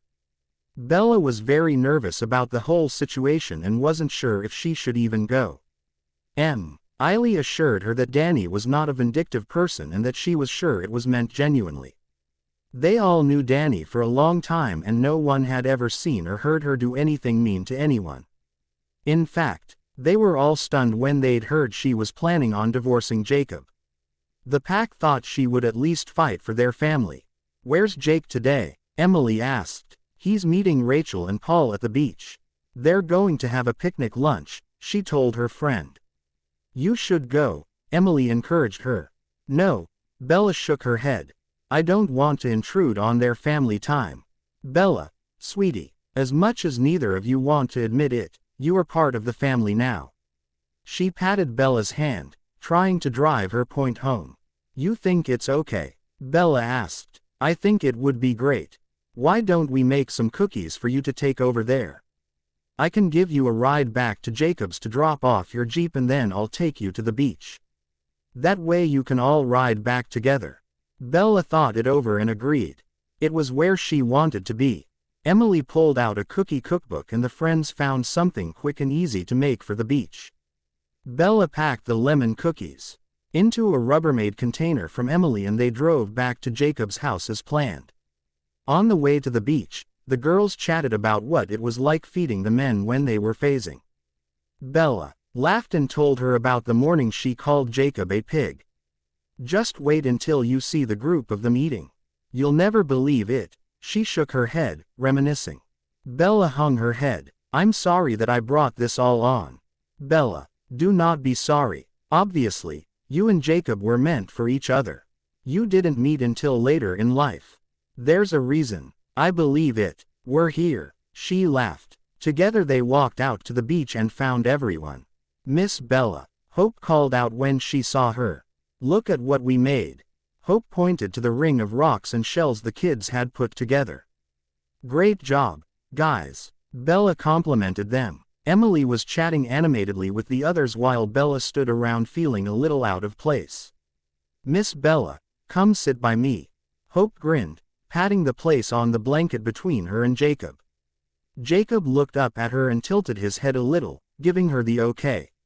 Bella noticed that Hope didn't leave much room for her and she was touching Jacob and Hope at the same time.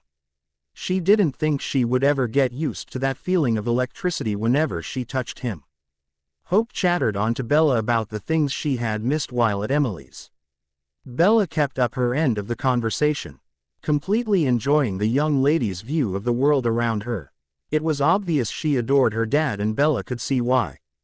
He was quite the doting father, ood balance of rules and freedom with both children.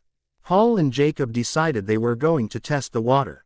Paul had mentioned to Jacob how hot he was feeling and Jacob laughed and reminded him that's how it was now. They swam in the water and Bella admired Jacob's fit body from the shore. She knew she would be blue if she put one foot in the water, let alone got dressed in only swim trunks. The men laughed and talked, splashing around in the waves. At last, They came back on the shore. Want a hug? Paul said to Rachel, walking up to her with his arms held open. Paul, if you touch me, you'll be sorry, she warned. She stood up and started backing away from the picnic blanket. Bella laughed watching the two run around on the beach. Paul kept acting like he was going to grab Rachel, and Rachel would run away squealing at him.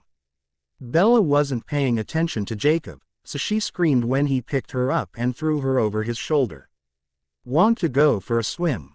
He taunted her. She beat on his back, screaming at him to put her down.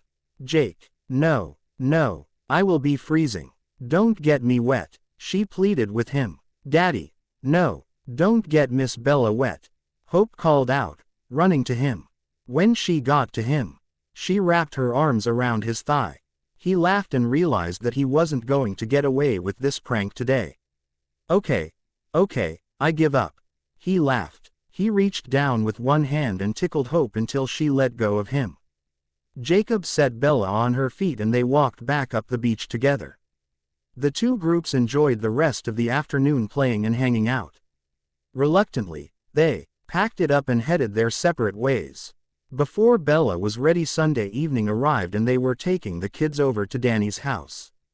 They debated driving, but decided since it could be raining on the way home, they shouldn't walk. Bella didn't have time to be too nervous since they pulled into the driveway less than a minute later. The kids went running in the house as soon as they got unbuckled. Jacob went to the back of the truck to grab the kids' bags and Bella stood waiting at the front of the truck for him. Ready? He asked her. Ready as I'll ever be. She looked at him, smiling. Jake, Bella, thanks for coming. Danny greeted them at the door. I sent the kids to get washed up for dinner. Come on in. I've got dinner set in the dining room. Jacob was surprised at Danny's formality and when he reached to hug her, she spun and walked out of the room. The adults sat in the dining room, while Hope and Riker got to sit at the counter in the bar stools.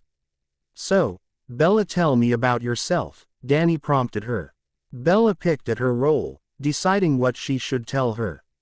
She didn't know what she was asking, so she pretended she was meeting someone for the first time. Well, I grew up with my mom. We moved around a lot and when I was in high school, I kind of got tired of it. I wanted to stay in one place. So I moved in with my dad, Charlie, and went to school in Forks. After high school, I went to college in New York and got my degree. Then, I started working for a publishing firm, working my way up to editor. I had an accident at the end of last year and that brought me home to my dad. Ooh, New York. I've always wanted to go there. What was it like? Danny asked, taking a bite of her steak, looking at Bella. Bella chuckled, taking a nibble of the roll she had been playing with. It's totally different than anywhere I'd been before.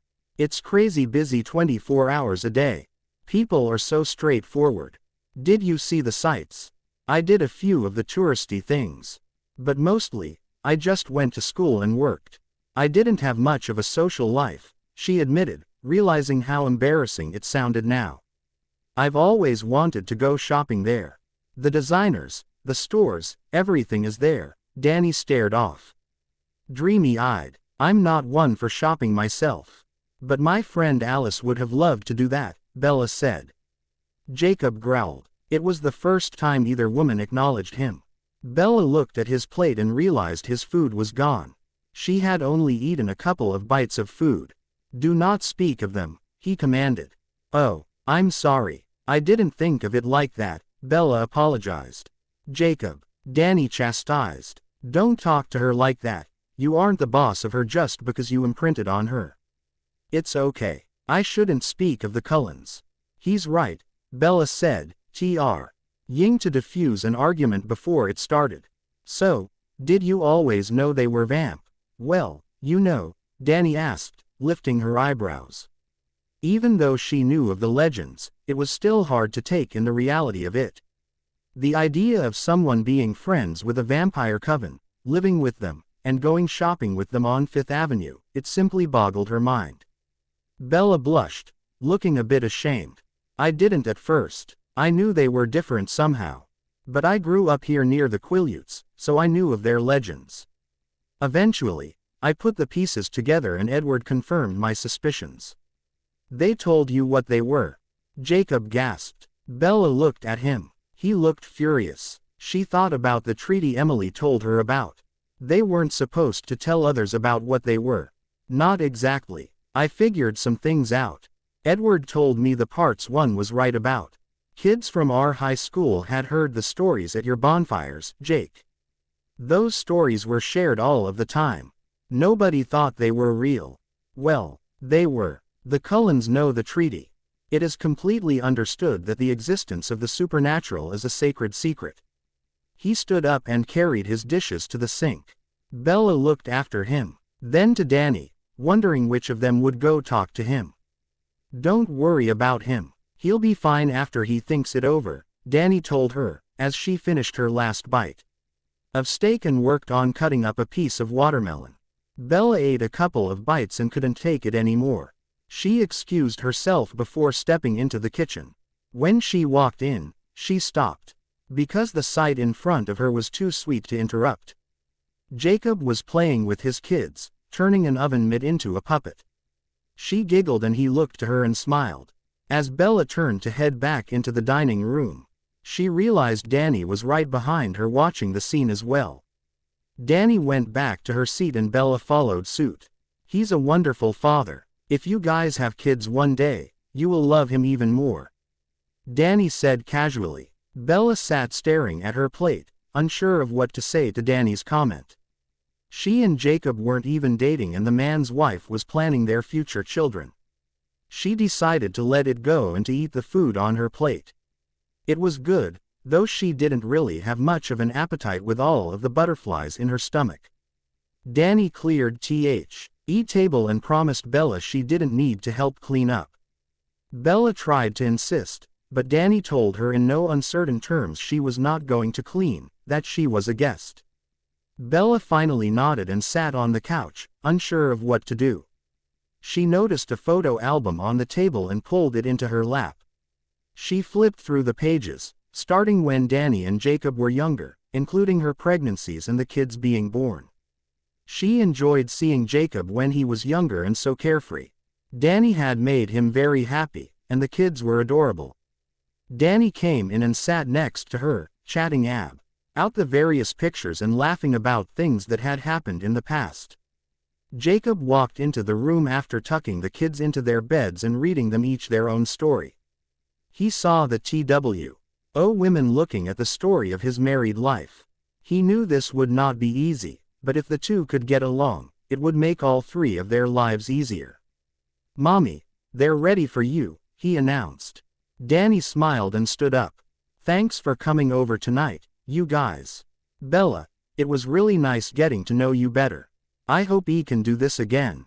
After saying goodbye, Jacob and Bella left. They sat quietly in the truck for the short drive. When they pulled into the garage, Bella opened her door and started to get out. She noticed Jacob hadn't moved. He was still buckled up. Are you okay if I take you for a ride? He asked her. What did you have in mind? A surprise. Jake, I hate surprises. She started to get out of the truck. It's a place I like to go, he told her. She stopped her advance into the house and turned to look at him. He leaned his head on the headrest and looked at her. He looked exhausted, but his eyes danced over her face. She got back in her seat and buckled back up. He drove to her to the cliffs. As they hiked up the trail, Bella stumbled a couple of times before Jacob finally reached out and grabbed her hand to steady her. At first, she bristled at being led like a baby. But then she realized it was nice and he was doing it to be helpful. When they reached the top, she could see the ocean far and wide. It was a magnificent sight to see. Jacob walked toward the edge, but Bella pulled his hand, stopping them. I don't want to get too close to the edge. I'm afraid, she told him, feeling utter panic at the height. I'll protect you, he said, looking at her. He started to walk forward and she went with him, squeezing his fingers out of fear. Without getting too close to the edge, he sat down and Bella sat down as well, a scoot back from him. He chuckled and scooched back to sit beside her. It's really beautiful up here, Jake. I can see why you like to come here. I never would though. I'd be afraid of tripping and rolling back down the path, she chuckled. They always come here when I wanted to be alone or think since I was a teenager. When we were younger, we used to cliff dive from up here. Once we got married and started having kids, we decided to stop testing our invincibility. They sat quietly, enjoying the fresh air, the brisk wind and each other's company. Thank you for going home for dinner with me tonight. I'm sure that was really awkward for you. I know it was for me. He turned to look at her. Bella was staring out into the dark night, watching the waves roll in. It was fitting really because she felt like so many things were crashing in on her, leaving her out of control. She simply nodded her head to agree with Jacob. It wasn't as bad as I thought it would be, she admitted a few minutes later. Emily and I talked about it yesterday. She didn't think Danny would do anything to make me uncomfortable, and I was hoping that she was right. It was nice talking to her. But I still feel guilty because I feel like I've ruined everything for you guys. I don't know, Bella. What I do know is that it breaks my heart that she just gave up on me. She never gave me a chance to even try. I know that sounds awful to you, almost like I've done the same to you. But she and I were married with kids. I would have tried at least. You did. You are. Jake, you're doing the best you know how in a tough situation. She looked at Jacob. He had his legs out straight and his arms behind him. Leaning back looking up at the sky. Her eyes traveled over his body. When she reached his face, she saw that he was looking at her. You want to see him? He asked. Your wolf, she gasped. He nodded, and she smiled back. Let's go into the woods back here, so no one sees. I have to take my clothes off, so I'll go behind some bushes. Okay, he asked, standing up and reaching his hand out to help Bella up. Bella stood and brushed the dirt from her butt. They walked down the path and into the woods. Wait right here. Don't move. She waited as he told her, her heart pounding in her chest. She was curious, but jumped back in surprise when the large russet wolf walked out to her. In her heart she knew it was him, but she wasn't prepared for his size. Slowly, the wolf padded toward her, keeping his head lowered. When he got close enough, he began inhaling her scent, which the wolf adored. He snuffled her pants and her arms, up into her hair. She giggled when he sniffed her neck, telling him it tickled. The wolf paced a circle around her before settling down on the ground, giving her the chance to explore him. Bella knelt down and brushed her hand on his side, feeling his soft fur. She wasn't sure there were words to describe the experience.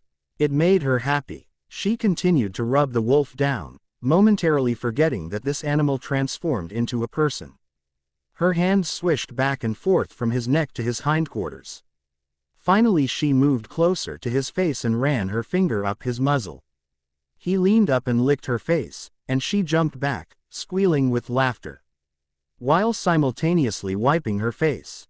Jake, yuck. He followed it with what could only be described as a wolfy chuckle. He was so happy in that moment, that he phased back without thinking about his. The wolf was so happy to be with her that the happiness bled through to the human heart. Sorry, Bells. Come here, he said, wiping his hand over her face. The energy between them practically crackled in the night. He looked down into her smiling face and gently cupped her face. Hesitantly, he leaned down and got close to her face. His eyes glanced from hers to her mouth, wondering if she felt what he was feeling. Bella pushed up on her toes and closed the distance. The kiss felt magical and both of them let go of everything that was holding them back. He dropped his hands from her face and put them in her hair, tilting her head back. She lifted her hands and gently explored his chest. It didn't take long for it to be evident that Jacob thoroughly enjoyed the kiss. Bella turned red when he brushed against her stomach. She had ignored his nudity until the point she no longer could. Jake, I've never, she stammered. Never, he asked with surprise. No, he said it wasn't safe. That I could be hurt, she whispered. He growled deeply. Damn straight he could have. He shouldn't have even been around you all the time. Bella ran her finger lightly across Jacob's cheek, the action instantly calming him. Sorry. I understand. The wolf doesn't so much because he doesn't understand human emotions. But this is all so new for both of us. He placed a warm, firm kiss to her forehead. She closed her eyes and leaned into his lips. It was a gesture that she enjoyed and wished he would do more often. So she told him. He kissed her again and smiled. Whenever you touch me, it makes me calm. He confessed to her. Good. I'm glad. You make me feel safe, so I'm glad I can do something for you. Can I ask you something? You don't have to answer if you don't want to. Bella buried her face in his shoulder, not wanting to look at him when she asked. She felt him nod against her. When was the last time you and Danny, she cleared her throat, unable to say made love or had sex? It was before my accident. It's been a couple of months, he answered her. It doesn't really matter, I guess. It would just be weird if last week you guys were doing that and this week we're here, like this, she said, leaning back to look at him. I love Danny. A part of me always will. It's like that part of me dwindled away. I'll admit, we tried. I just couldn't do it. My mind wouldn't go there anymore. She knew, even though I didn't tell her. I told her I was too worried, but she knew. I'm sorry, she whispered as she placed a soft kiss on his throat. Me too. I wish you didn't have to be brought into my crazy life. He whispered into her hair. Do you think Danny will be okay? She asked him. Yeah, I think she will. I'll make sure of it, he promised. Suddenly, a long piercing howl could be heard. Bella's heart raced and Jacob stood, alert. I think somebody just phased. Let me check. Stay right here. He turned and phased in front of Bella's eyes. She was amazed at the beauty of it and the magic of his ability. He paced around the area where they were, not going too far from her, but not close enough for her to touch. After a few minutes, he went back behind the bushes. Here he initially phased and came back out dressed. That was Quill. Everything's fine. He's running through the forest on 4 legs, laughing his ass off. Jacob shook his head, chuckling at the youthful excitement of his friend. Let's head back to the house. He's going to meet us there after he runs off some energy. Later that night, Quill sat laughing with Jacob on the deck. He was thrilled to be acing again and to have his superpowers back. Of course, the first thing he noticed was that he was starved. Bella went into the kitchen and made a huge plate of nachos for them. She nibbled a couple of chips while Jacob and Quill inhaled the food. That was awesome, Bella. Thanks. It really hit the spot, Quill said. Anyhow, I'd better get back home to Claire. She's the one that kicked me out. I started shaking over the last ice cream bar getting eaten. Quill dashed off through the forest to head home and Bella gathered the plates to carry inside. Jacob was waiting for her with the door open. She rinsed the plates and slipped them into the dishwasher. Want to watch a movie with me? Jacob asked. Sure. What did you have in mind? She dried her hands and walked into the living room. How about Night of the Living Dead? He held it up and wiggled his eyebrows. It'll be like a home movie for you.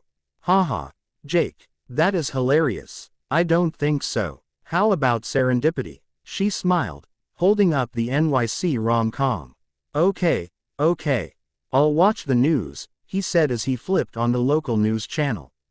They sat watching the doom and gloom channel, but both sat riveted when they heard news of people going missing in Seattle.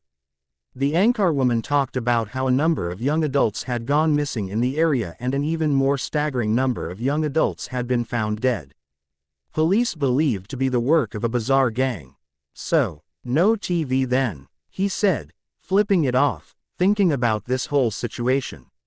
He looked over at Bella and she was staring at the blank television, eyes looking horrified. You know what that means, don't you? She said to him. What does it mean, Bella? He said, scooting closer to her. There are vampires in Seattle, Jake. He said he's going to come for me and he's not far. He's out there killing innocent people. You saw that letter from Alice. My future disappeared. She shivered, scared. No, No, honey. I don't believe that. I think there's something we don't understand about her visions. Maybe you should call her, he suggested, hating the idea completely. She looked at him with shock. You want me to call her? Why? He shifted and told her, I think we might be able to understand more. Maybe she can see you now and it was just a blip or something. Okay, I'll try to call her tomorrow. Honey, I think you should call her now, he insisted. He reached out and grabbed the phone and handed it to her. Reluctantly she called her. Hello, who is this? Alice snapped when she answered the phone. It's me, Bella, she replied, shakily. Jacob sat closer to her, their bodies next to each other on the couch. She leaned into him, leaning the phone out to help him hear. Bella, what? How? I've been searching for you and I've lost your future. You haven't been home either, we've checked repeatedly. What the hell is going on? Jacob growled. He didn't like the way the bloodsucker was speaking to her. I'm fine, Alice, as always. How about you telling me what the hell is going on? You leave a macabre note in my room telling me that my future is gone and I'm basically going to die. Bella snapped right back, no longer willing to be pushed around by the other woman. Your future is gone. I can't see you at all, even now. Who are you with that's blocking my visions? Are you safe? Did someone take you? Edward did mention a horrible odor in your room. Bella turned to Lo. Okay at Jacob debating how much she should disclose to Alice. Jacob opened his phone and typed a quick note. Tell her you're staying in La Push. Nothing else for now. Alice, no one took me. I'm staying with a friend in La Push. Bella, what? You are not safe. I am coming for you right now. Drive back to Charlie's and I will pick you up. Hurry. Bella, Alice insisted. Jacob couldn't take it anymore. He took the phone from Bella. She is perfectly safe with me, bloodsucker, so calm down. Tell Carlisle that we need to have a meeting since you are all back in town unannounced. He knows how to reach me. He ended the call without so much as a goodbye. It started ringing again, and he declined the call and powered off her phone. Sorry, but she's not going to insist that you aren't safe here. That's bullshit, he fumed. Do you think you'd be okay here alone for an hour or so I can go for a run? Sure. Maybe I could use the big tub in your bathroom for a soak. She had been wanting to check that thing out. He laughed. It wasn't something he rented this house for, but it was a nice feature. Of course. Enjoy yourself. Here, keep my cell phone close by in case you need to call someone. If you need me to come home, you can call Quill. He can get in touch with me. Jacob leaned over and lightly placed a calming kiss on her forehead. Knowing that she liked it, made him feel good to do it. He brushed her hair off her face and whispered bye. After he left, Bella sat momentarily frozen on the couch. It didn't go unnoticed that he called it home instead of back to the house, but she shook it off. She was reading too much into it. She went into her room and grabbed her clothes and toiletries. In his bathroom, she admired the setup. After spending years with the Cullens, one thing she had become accustomed to was her own luxurious bathroom. In the hospital she didn't have privacy for anything, and at Charlie's house it was a small basic bathroom. The jetted bathtub called her name and she turned the water on to fill the tub. A nice bubble bath and candles would have been the icing on the cake, but she wasn't going to complain. Sinking down into the warm water, she felt her tense muscles relax. She leaned up to read the controls for the jets and turned them on, squealing when water shot everywhere. She grabbed her towel and dried the mirror and around the edges of the tub. She'd get the floor cleaned up after she got out. After a little more water filled, the jets blasted the water around without shooting it all over the bathroom. She reminded herself that if she used it again to wait to turn the jets on until the water level was higher. She relaxed and contemplated the phone call with Alice. Alice seemed really surprised that she was alive and almost expected someone else to be on her phone. That meant there was something blocking Alice's vision of her future. Jacob was right, though. It wasn't correct. Was it Jacob or something else? And why had Edward been in her room? That infuriated her. He knew no boundaries, and never followed through when she made him promise her something. She thought back to the time she lived with them. She had always taken Alice at her word about her visions. Maybe she should have questioned them. The water started to cool, but Bella noticed there was a heater control, so she turned it on. It kept the water warm as she continued to relax. A long while later, she held her hand up and looked at her wrinkled fingers. She decided she should probably get out and get dressed before Jacob returned from his run. Bella settled on watching that romantic movie now that she was alone. There was no way she was going to watch something that would scare her. She put the movie in and watched the old previews of movies that had since come and gone. It wasn't until the credits started rolling that Bella realized it had been much longer than the hour Jacob promised to be gone. She took his phone and sent Quill a text. "Jake's been gone a while. Said he'd be only an hour." "Bella." He quickly responded and told her he would find out. She sat around waiting for his response, beginning to worry about Jacob. A few minutes later, there was a loud knocking at the back door. She panicked until she heard Quill yell out it was him and to let him in. "Hey," he said, as he walked in and locked the door behind him. "Jake said to tell you he's sorry. Turns out a few more wolves phased tonight and they decided to run a thorough perimeter check. He asked me to stay HRE with you until he got back." "Did they find something?" she asked, wary. He fidgeted around and didn't answer her at first. "Quill, yes. He told me not to worry you." "Don't worry, Quill. He worried me on his own," she assured him. "I watched a chick flick. Want to watch something else?" She pointed to the stack of DVDs. "Night of the Living Dead. Awesome. Can we?" he asked, turning toward her. "What is it with you guys?" "No, I don't want to watch that awful movie. I'll compromise. How about The Fast and the Furious?" she offered, holding it up. "Oh, okay, baby Bella," he taunted her. "Quill, I lived with vampires for almost 10 years. All right. You're freakishly good with weird," he scoffed as he put the DVD in the player. An hour or so later, Jacob came in the back door. "Thanks, Quill, you can take off. Embry and Paul are going to run patrol for the rest of tonight. You and Sam are going to relieve them at 7 in the morning." "Cool. My life is scheduled for me all over again," Quill shot as he walked out. "Ignore him. He's happy as a lark to be a wolf again. I'm going to go rinse off." Jacob went into his bathroom to shower off the sweat and dirt. He'd have to think about installing an exterior shower again for rinsing off.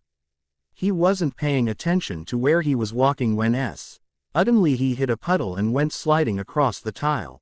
"Holy shit," he yelled, regaining his balance. He looked down to see that it was wet at one end of the bathtub and wondered what had happened. "Jake, are you okay?" Bella came into his room, not expecting the bathroom door to be left open. He turned to look at her, but instead flashed her his body. "Oh, okay. I see you're fine." She turned and rushed out. Quickly Jacob rinsed off and went out into the living room to check on Bella.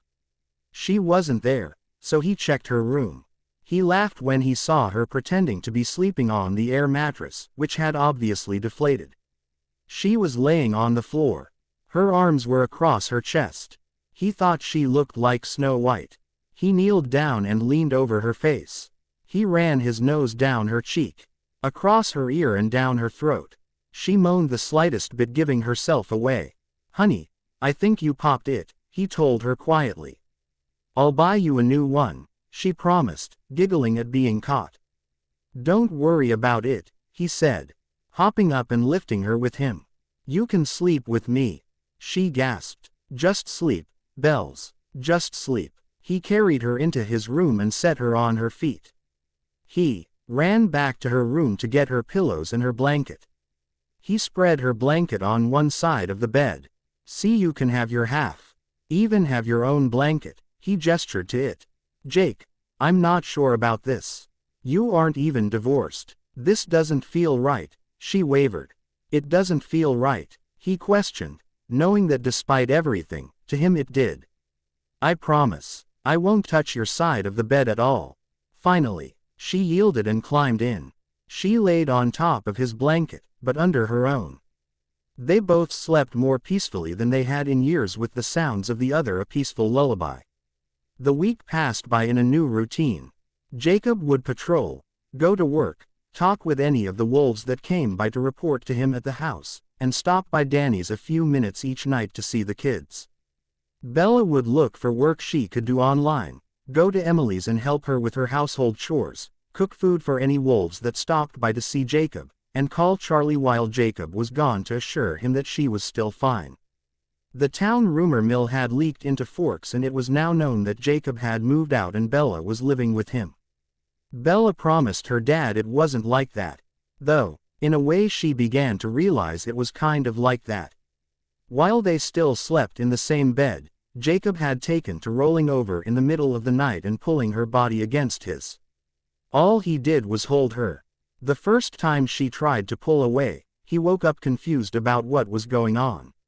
He'd called her Danny in the confusion, and this caused Bella to run from the room claiming she was going to sleep on the couch.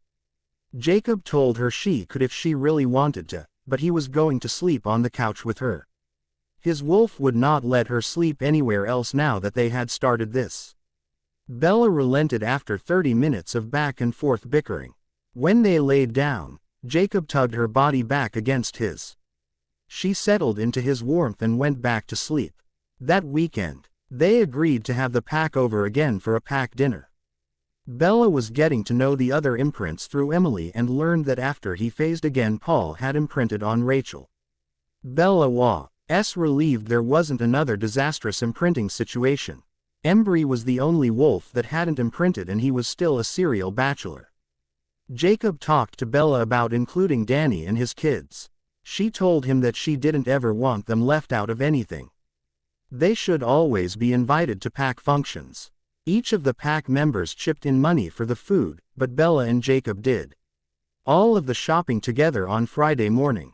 Bella decided to make shredded meat sandwiches, so she got several huge chunks of beef and pork. Jacob assured her anything she put out would be eaten. Within reason they weren't into chocolate-covered bugs or anything. Saturday night found the pack and their families on Jacob's deck. They brought lawn chairs and tables to make everything more comfortable. Everybody was clearly having a great time, reminiscing on the old days. Bella stood at the kitchen sink, filling several pitchers to make more lemonade. All of the kids had enjoyed the homemade drink and it was gone. Danny walked inside and offered to help her out.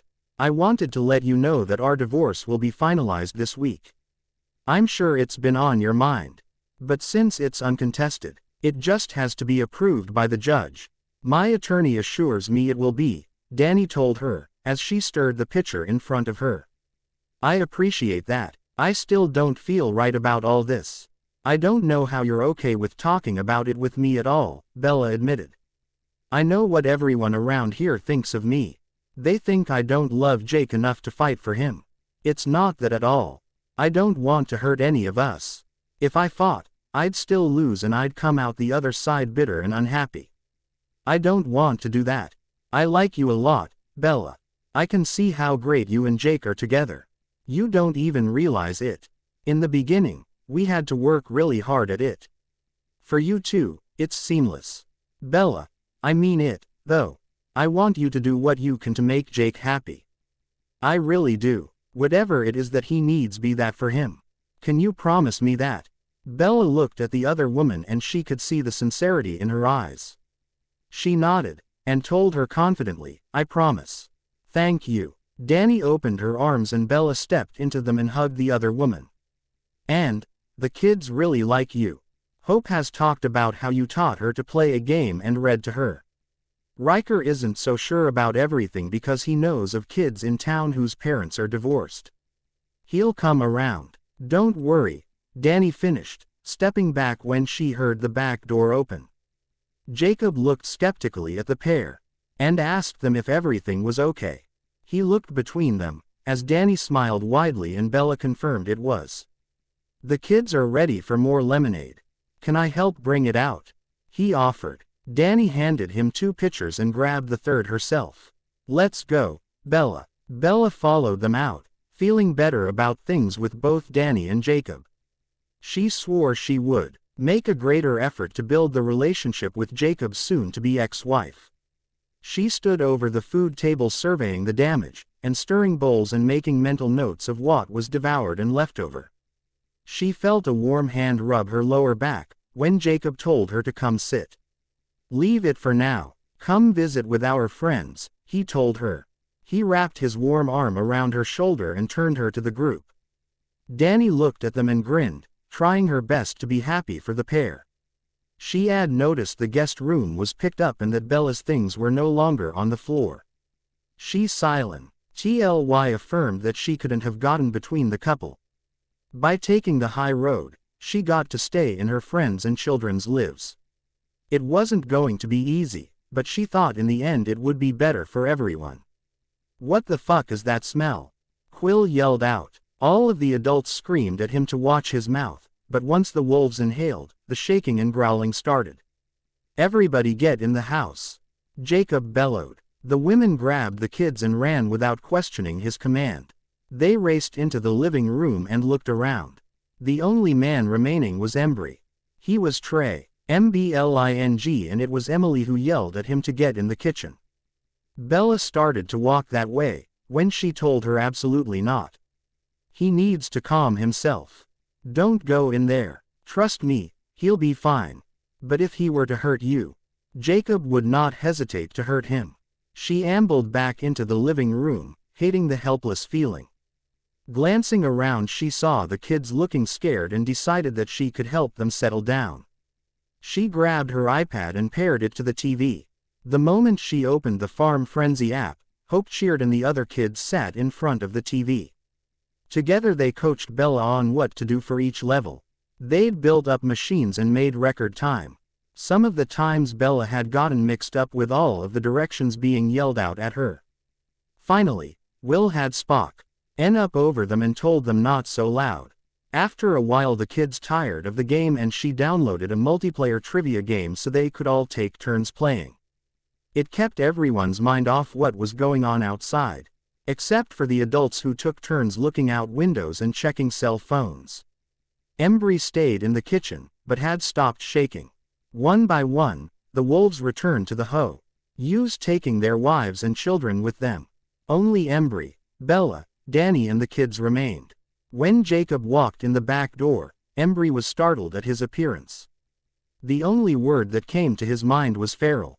Danny noticed the look as well and herded the kids to their room, telling them it was time to get ready for bed.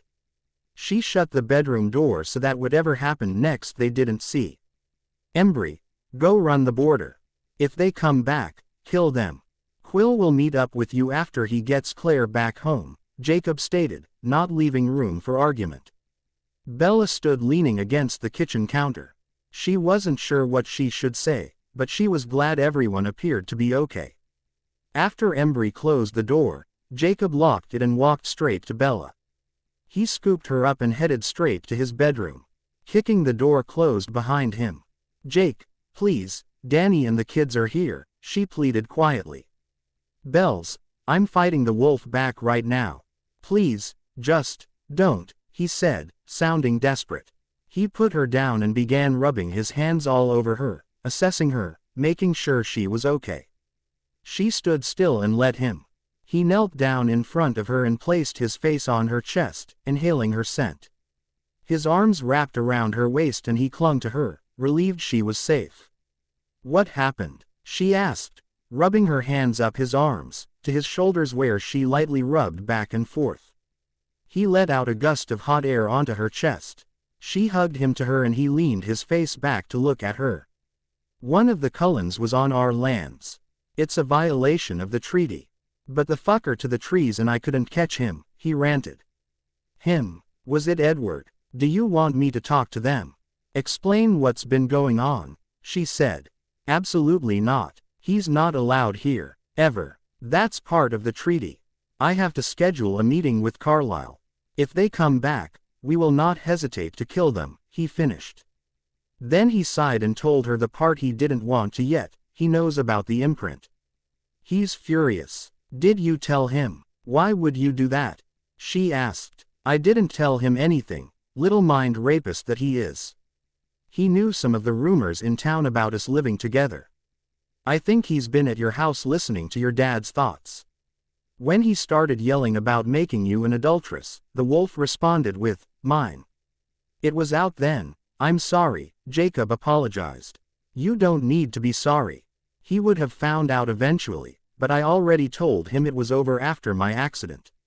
I hoped he wouldn't come back, but it doesn't surprise me. It wouldn't be the first promise he broke, she said, frustrated with Edward. She stepped back and grabbed her cell phone. She sent a text to Alice. Tell Edward I'm fine. Don't come here again. A text came back immediately. He's furious about the imprint, Bella. Bella sent one last text. Not his business anymore. Again, I am fine. She turned the phone off, not willing to continue the conversation. Jacob came back into the bedroom. Danny is sleeping with Hope. When I went in to check on her, she was asleep. I woke her up and told her to stay, he told Bella. He closed the bedroom door all but a few inches and walked into the bathroom to rinse off. Bella got changed into her sleep clothes, a tank top and shorts, and climbed in under the light blanket. She'd given up on her blanket, getting too hot with her space heater under the covers with her. However, with other people sleeping in the house, she didn't feel comfortable laying out completely exposed. This wasn't exactly the way she wanted Danny to find out she was sleeping in Jacob's room. Jacob stepped into the room and took one look at her before saying, stop thinking so loud. I can hear you in the bathroom. She blew out a loud breath and looked at him. How do you know? I know you're wondering whether or not you should sleep on the couch or go back in the guest room. Don't worry, Danny already knows your stuff is in here. She used this bathroom earlier. We aren't going to do anything other than sleep. He lifted the blanket and crawled under the blanket with her. Come here, he said, pulling her in. She fit perfectly against him. He SSED her shoulder and she pulled his hand up and kissed the back of his hand. See you in the morning, she whispered. The sound of kids laughing and pans banging in the kitchen woke Jacob and Bella in the morning. They looked at each other and Jacob got up to see what was going on. He was stunned to see Danny and the kids at the counter making breakfast. Daddy, Hope said as soon as she saw him. We're making breakfast. Where's Miss Bella? She's getting dressed. She'll be out in a minute. What did you guys make? He asked, sneaking a piece of bacon. Jacob, don't eat it all before everybody else, Danny scolded him, holding up the tongs like she might crack his knuckles. Bella walked out of Jacob's room to a very domestic scene in the kitchen. She remembered Danny's words from the night before. She wanted Bella to be what Jacob needed. She loved him enough to make sure he was happy, even if that meant with someone else. So Bella swallowed down her guilt and went into the kitchen. Good morning, everyone, she said, going to the coffee maker to make her coffee. Danny handed her a mug from the cabinet when she saw where the other woman was headed. Thanks, she told her. Miss Bella, do you like bacon and eggs with toast? Hope asked in her sing-song voice. I sure do. Did you help cook? Bella inquired. I made the toast all by myself, she proclaimed proudly. Bella looked at the blackened toast and chuckled. You did a great job. Bella complimented her. Hope, Miss Bella's just being nice. You burned the toast black, Riker announced. Right, be nice to your sister, Jacob warned. What, Dad, it's true. We all know it, he shrugged, stirring the eggs in the pan. Yeah, well, you got eggshell in the eggs, Hope returned, sticking out her tongue. Danny smiled at the other adults. Don't worry, I got them out. The eggs are shell-free. Unfortunately, the toast couldn't be saved. They laughed and grabbed plates to serve everyone their breakfast. Everyone smothered their toast with jelly to cover up the burnt taste. Jacob complimented the kids on the breakfast and thanked them for cooking. Bella insisted on cleaning up since everyone else did the cooking. When Hope and Riker went to clean up and get dressed, Jacob asked Danny if he could talk to her outside. She nodded and followed him onto the back deck. So what happened last night, Jake? She asked him. He told the story over to Danny that he had already shared with Bella. He didn't leave any information out, and he even told her how the wolf felt frantic when he got back. She listened carefully. That's really scary, Jake. What are you going to say to Carlisle? I'm going to tell him that if I catch that son of a bitch here again, he is Ash. But I need to keep things square with Carlisle. Something is going on in Seattle and Bella thinks another vampire is coming for her as revenge. Danny, I've got so much on my plate right now. Do you think I could convince you to stay here with us or with Rachel and Paul maybe? I would feel a lot better knowing you aren't home alone on nights the kids are here with us. Oh, Jake, I can't stay here. I would completely intrude on you and Bella.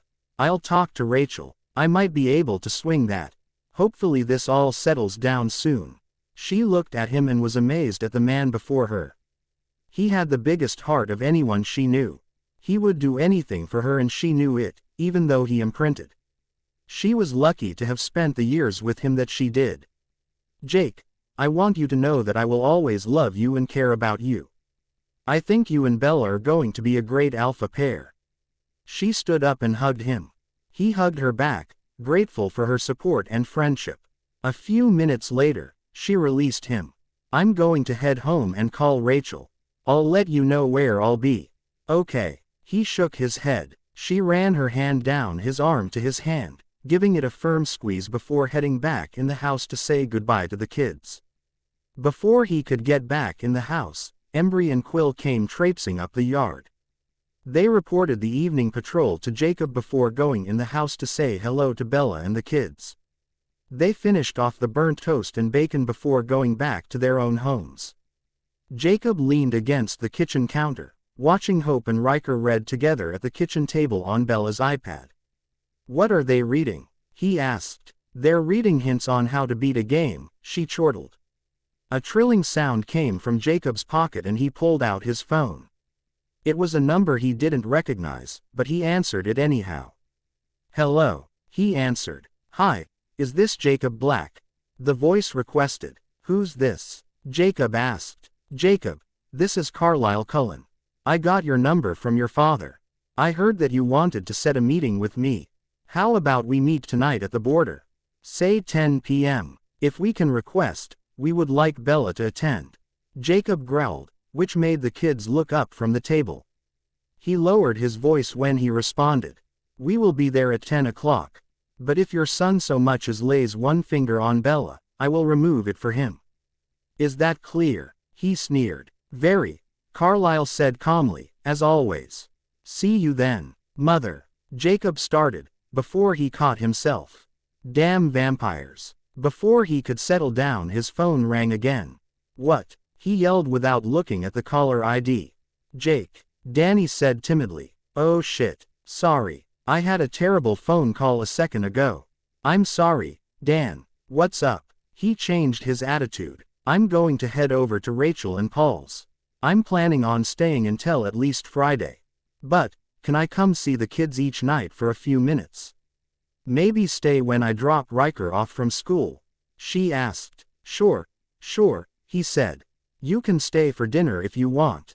Then he quickly looked to Bella, mouthing sorry for not asking her first. She waved her hand. It's fine, she whispered. Oh, thanks for the invite, but Rachel said she'd cook for me. Don't worry about it. I'll stay with the kids for a little while and then leave. Talk to you guys later, she said before hanging up. The phone rang again. Jacob shook his head. What the hell? Hey, Sam, what's up? He greeted his friend. Jake, I think we're going to need you at the Clearwaters. We came to visit because Leah came home to see her family. She and Seth are both burning up. Jake. Lee, man, what is she doing with the fever? This is unheard of, he whispered urgently. Sam, get them outside away from everybody. I'll come right over. He looked at Bella and the kids. I've gotta go do some work. I'll be back soon. Hope jumped up and held her arms up for a hug. See you soon, Daddy. Riker just waved from the table, not moving an inch. Jacob jerked his head toward the living room, silently signaling Bella. She followed him out of the kitchen toward the front door. Sam thinks we're about to get some new wolves. I've got to go check it out.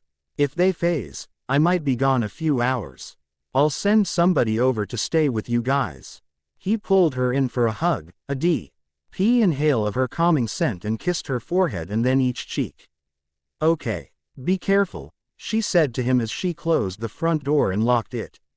It wasn't long before she got a text from Kim telling her that she and Jared were headed over with their kids.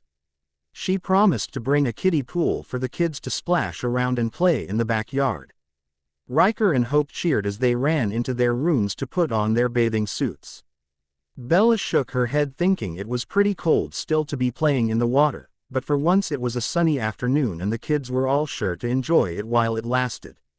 It wasn't until well after lunchtime that she got a text from Jacob telling her that he was on his way back. When he came in the front door, he was filthy and looked exhausted. "Well?" she asked. "To Seth and Leah Clearwater." "Leah, what? How did that happen?" she wondered, as did everyone else. Billy hadn't any idea when Jacob stopped by to talk to him. He promised to pull up the old journals and archives to see if they could find anything about a female shifter in the past. "We don't know. They're both running off some energy right now with Embry and Quill. I couldn't leave Sam with Leah. They have a history and Leah isn't taking all of this news well. It's a long story, I'll tell you later about it." Jared and Jacob talked outside for a bit while the two cleaned up the mess in the backyard. They didn't have any problem hefting the pool around and dumping the water out. Kim and Bella wrangled the kids into dry clothes and set them up to watch 101 Dalmatians in front of the TV. They snickered at the irony. They went into the kitchen and as soon as they were alone, Kim whispered, "Spill." Bella told Kim about the new wolves. Kim filled Bella in on the whole Sam, Leah, Emily imprint triangle and how afterward Leah left town and rarely came back. Apparently Leah was now in on all of the secrets. Kim hoped it helped her to feel better about the whole thing. "Kim, we're taking off now," Jared announced as they walked back in. "Ah, Dad, we're watching a movie," his kids complained. "We own this movie, you know. I've put it in for you before and no one wanted to watch it," he snorted. "We like watching it with Hope and Riker," Lainey grumbled as she grabbed her favorite stuffed bunny and ambled to the door. Her brother, Dylan, followed her as usual. "Another time we can finish it," Bella promised as they packed up their car. She waved from the porch as they backed out of the driveway. She turned around and bumped into Jacob, who was standing in the doorway. He braced her to keep her from falling back from the unexpected bounce. "Thanks," she breathed out a laugh. "No problem," he said, but didn't let go. His hand slid down her arms and his fingers looped around her wrists. "Have I told you how beautiful your eyes are?" he asked. "They're this really pretty brown and you have this little gold fleck in both of them." Bella blushed before looking down at her feet. She was embarrassed at his unexpected attention. "I know this is hard on you and was thrust into your lap," he told her in hushed tones. "I am so thankful for how you've handled everything. The pack is so supportive, and it makes everything a lot easier. Danny has been supportive as well." He leaned in and a heated breath escaped over her face. She breathed his unique scent in deeply. It was wonderful, there weren't words for it. Bella leaned back and looked at his face. She couldn't reach him to kiss, so she leaned up on tiptoes and he took the hint and leaned down. She kissed him, lightly, wrapping her arms around his neck. He held his arms around her waist and lifted her up, carrying her into the house, laughing. "Kids, I drug something in from the porch. What do you think it is?" He laughed. They giggled and ran to tickle her and Jacob. Carefully, he fell to the ground, all the while holding on to Bella, helping the kids tickle her. Out of breath, she declared war on Jacob. "Time to get daddy." The kids turned their focus onto him and she got up and away. He wrapped his long arms around each kid and began tickling them. They squealed with delight and tried to wriggle out of his strong hold. Riker began kicking in earnest. When he accidentally kicked Jacob square between the legs. "Oh, God, I'm dead," he mumbled before letting his arms go limp and the kids rolled onto the floor. I killed the monster, Bella, Riker said, standing proudly on his father's chest. With only the grace of a shape-shifting wolf, Jacob sat up and caught his son in one swift move. I will never die, he roared, tickling Riker again. They enjoyed the rest of the afternoon and dinner together. Bella made a simple grilled chicken salad for dinner, both Riker and Hope volunteering to shred up lettuce. Jacob debated about what to do with the kids when they went to meet the Cullens that night. He didn't want them to keep getting bounced from bed to bed, but he also didn't want to leave them unprotected. In the end, he asked Quill and Claire to babysit at his house. He wanted a wolf there just in case, and they didn't have kids, so it seemed a good choice. Leah and Seth were still unable to phase back to their human forms. So they were running the south border together, while everyone else was going with Jacob to the border near the Cullens. When they met up in Jacob's backyard, Bella asked how they would be getting there. Wolf, Jared cheered, raising a fist in the air. What about me? She asked, hesitantly. Jacob looked at her and smiled grandly. Ever ridden a horse bareback? The group sniggered, but Jacob silenced them with a glare. You assholes. He phased in front of her and got down on his belly for her. Embry told her to hold onto his fur and she shouldn't be afraid of hurting him. Don't worry about pulling his hair a little. Jake's freaky like that, Embry joked with her as Jacob stood up. He growled a warning at his friend. The other men went into the woods to change into their other forms. Once they were all phased in, Jacob went into the woods. Bella buried her face in his fur and held on for dear life. He took off into the woods and she squeezed his body with all of her might. The last thing she needed was to fall off in front of everyone. She'd look like a complete fool. When they arrived at the meeting spot, she slid off with a huge smile on her face. That was awesome, she said, as she stretched her aching body. She looked around to see the group of vampires she had adored for so long staring at her with befuddled looks. The wolves were still on 4 feet, in AV formation with Jacob at the point. The all-black wolf she knew to be Sam came up close beside her as Jacob turned and dashed behind some bushes. She looked after him. Edward called out to her, he's going to change. The woe. Elves lightly growled at him speaking to her. They all felt protective of their alpha's imprint. She reached out and put one hand in Sam's fur, silently telling him she was fine. Jacob came tromping CK to the front of the group and spoke directly to Carlyle. Edward is in direct violation of the treaty. We would like immediate recourse for his actions, Jacob boomed to the group. Gasps sounded behind Carlyle, coming from Esme and Alice. We can discuss his error in judgment in a few minutes. But first, we think we have something you need to know, regarding Bella's safety, he countered. Vey 60 seconds and it better be something real, not an imaginary vision, he bit out. Of course, well, Alice can see the future as you obviously know. Tonight she had a vision of the vampire that promised revenge on Bella's life.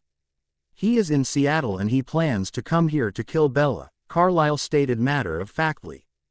The wolves began shuffling and snorting, stunned with the news the vampire leader shared. Jacob had already discussed the disconcerting news in Seattle. However, Jacob was the ever-patient and thoughtful leader. He still didn't trust the vampires. He thought they used the visions to manipulate others, a little self-fulfilling prophecy if you will. Why should I let Edward live because of this news? He asked. Well, Edward's gift would be helpful in this situation, Carlyle stated. When is this hypothetical attack supposed to occur? Jacob wanted to know, letting his speculation be known to the other group. We're not exactly sure. We know it's raining, but how many days in the year is that in Washington? We'll let you know as we know more information. I also give you my word that Edward will not come near the border again. Just so we're clear, if he does, my pack will end his life. Bella, are you going to let him talk to me this way? Edward interjected. Bella looked at Edward. What had she seen in him before? She wasn't sure anymore, now that she knew what laid inside that stone heart of his. She couldn't see him the same way she used to. I don't control him, Edward. That's how relationships are supposed to work, you know, she hissed at him. Bella walked to Jacob's side and clasped her fingers in his. Edward snorted loudly. Come on, really? He's married, Bella. You know that you're living with a married man. He's still wearing his wedding ring, for crying out loud. He ridiculed them. What I do, or do not do, Edward, is no longer your concern, she returned. But, Bella, you are pure, innocent. Would you give that innocence to him? Has he earned it? He asked her. She turned toward him, burning with embarrassment. Edward, how fucking dare you say that in front of these people? My purity, as you so delicately put it, is no one's business. Oh my God, let's go, please. She looked at Jacob, pleading with her eyes. Jacob gave Edward a mental fuck you, asshole, as they all turned as a group and left. Only the wolves could hear Carlyle sneer at Edward that it was time to go. Reluctantly the vampire left, wondering what his love was doing with a savage beast like that. In the cover of the trees, Jacob phased back and quickly lay down for Bella to climb on. As soon as she grabbed hold, he was off. The pack followed him through the forest, dodging and jumping as a unit. Bella sat up a bit, but held on tightly.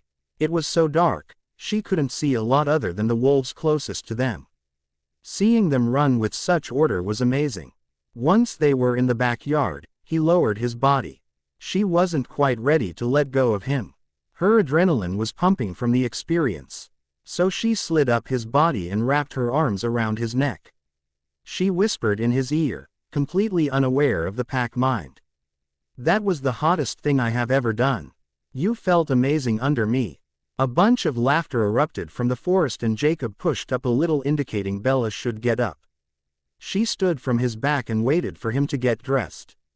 What happened? She wondered aloud. He smiled at her, feeling bad for having to explain the pack mind to her this way. The guys walked past them and into the house to talk to Quill and Claire. They all avoided looking at Bella, knowing how embarrassed she was going to feel in about 5 minutes. When they got inside, they told Quill and Claire to be silent for a few minutes and they complied, unsure of what was going on. What? They all heard Bella shriek on the back porch. They should probably tell her about their superior hearing as well. Bella stomped into the bedroom and quietly closed the door. They could all hear the bathroom door close, followed by the water in the bathtub turn on. That was funny shit.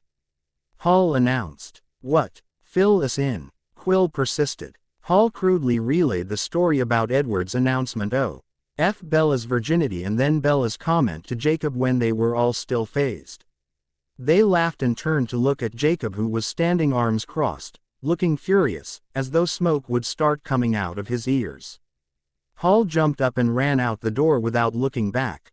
They all chuckled at him, admitting that in the last decade, not much had changed except he imprinted.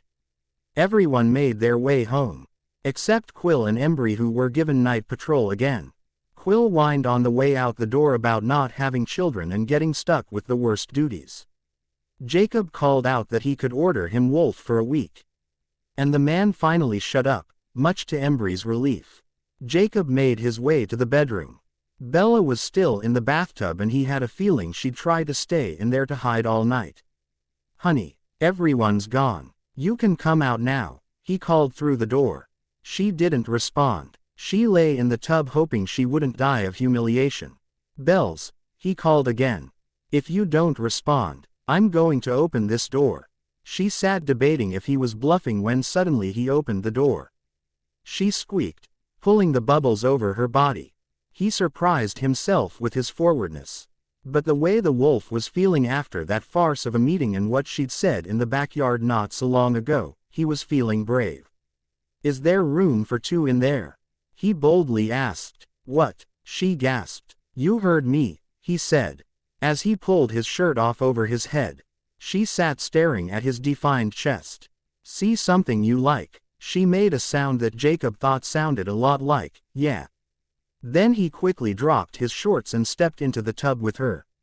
Bella bent her knees and quickly pulled her legs up to her chest, covering herself. Jacob didn't have any modesty issues and stripped in front of her whenever he needed to now. But she didn't. He had never seen her naked and now he was in the tub with her.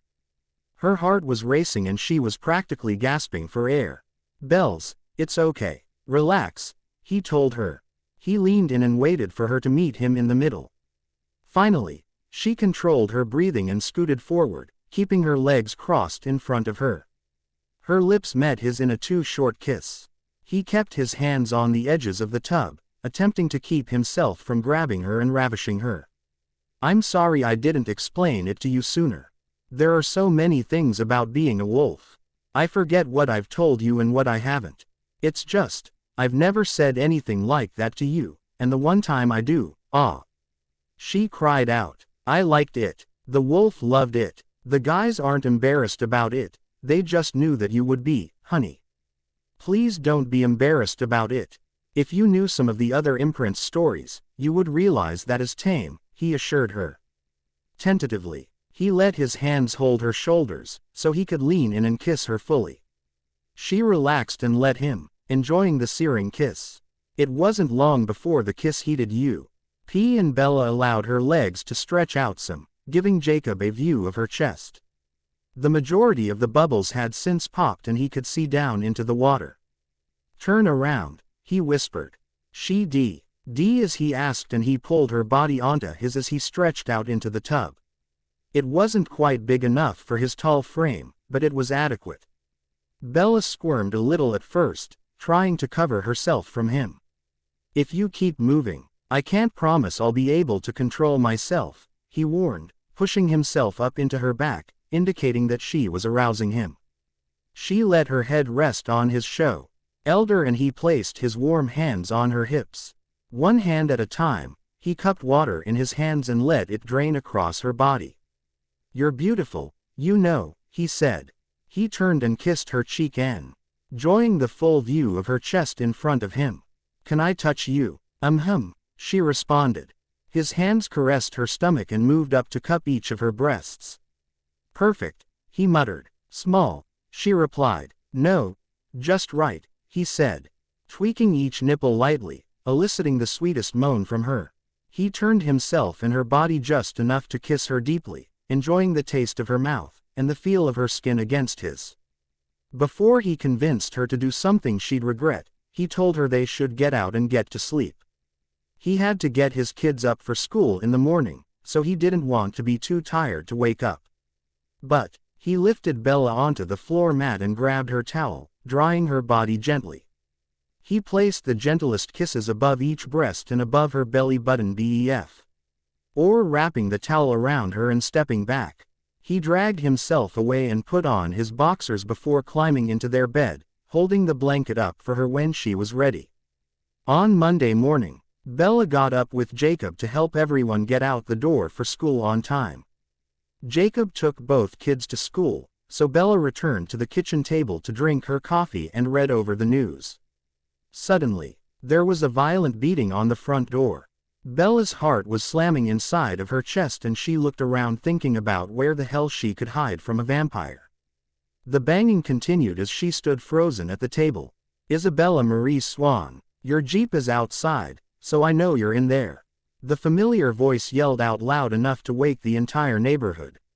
She ran to the door to keep her father quiet before people started calling around. Dad, my God, stop, I'm here, she called as they flung the front door open.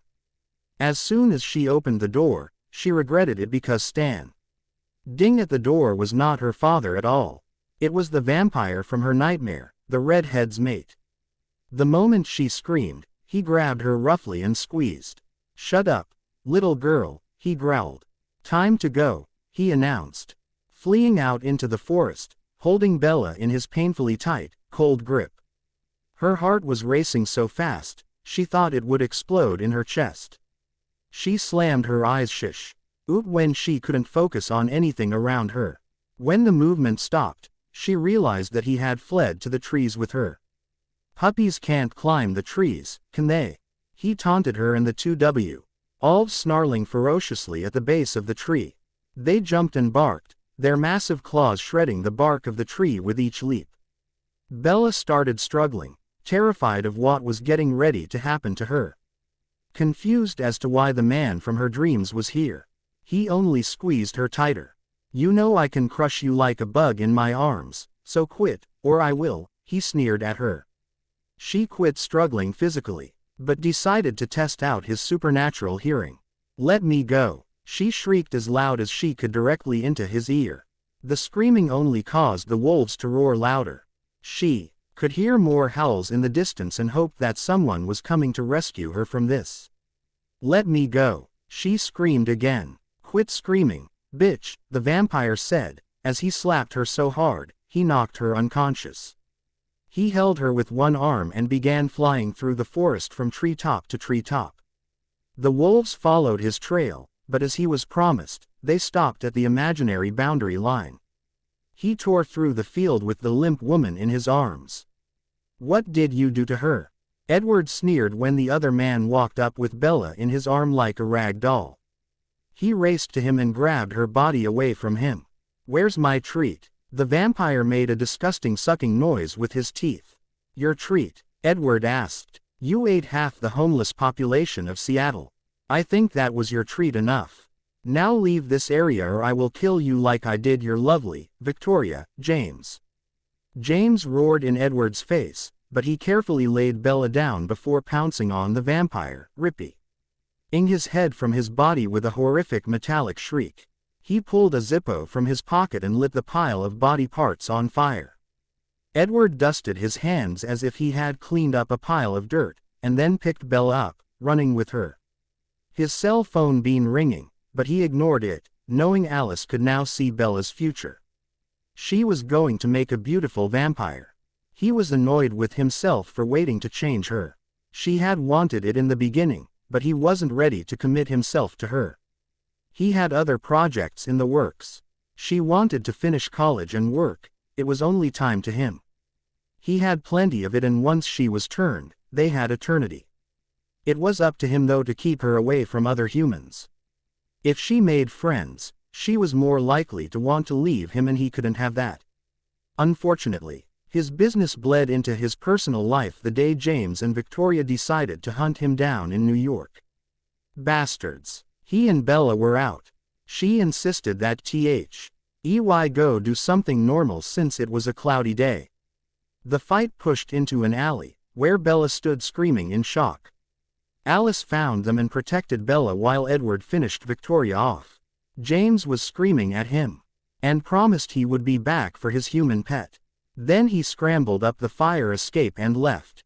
Bella was shivering and mumbling nonsense when Alice wrapped her in a coat and coaxed her back to her car. She sped home and took Bella straight to Carlisle. Bella began screaming at them for endangering her life and that she wanted to go home to Washington. Edward waltzed in and told her that wouldn't be possible. A fight ensued amongst the family members.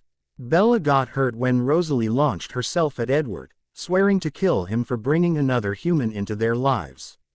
The force slammed them both into Bella, who had no hope of getting out of the way in time. Her broken body tumbled down the staircase in the Cullen home. When Bella was conscious, it was Carlisle that dealt with her. He had given her heavy doses of painkillers and talked to her about what had happened. Of course, he gave her the version of the story they thought she should remember.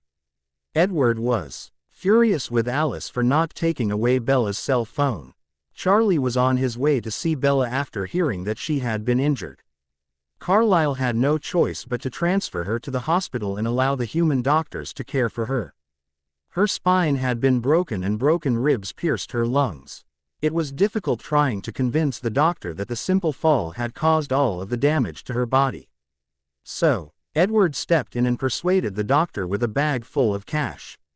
Edward sneered at the man, who was on the verge of losing his home to a gambling addiction. Snapping out of the past, Edward waltzed into the cabin with Bella. He laid her down on the bed and put some logs in the fireplace to keep her warm. The last thing he wanted was for her to die of hypothermia before he could change her. He lit the kindling and stepped away from the flames, not wishing to catch himself on fire. He returned to the bed and ran his white bony finger down the side of Bella's face. "That disgusting flea bag thinks you belong to him.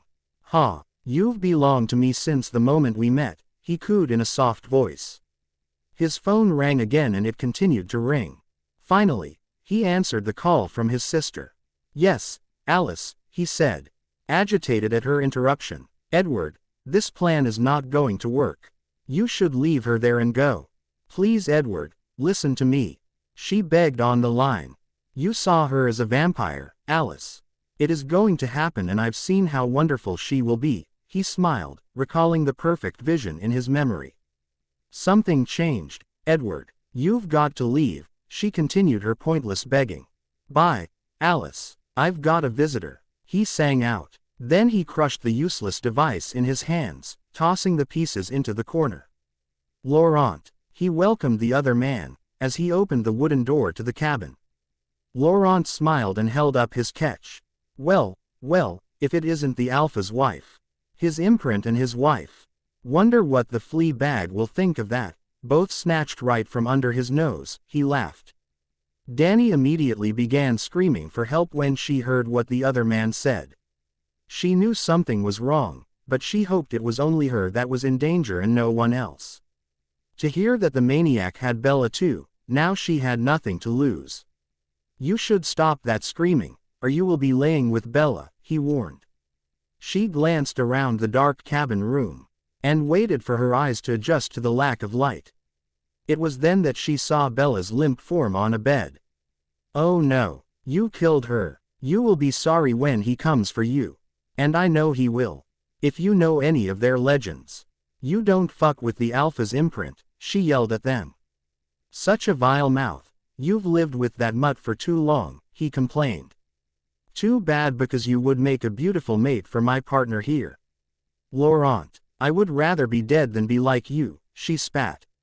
You might get your wish, he smiled, evilly.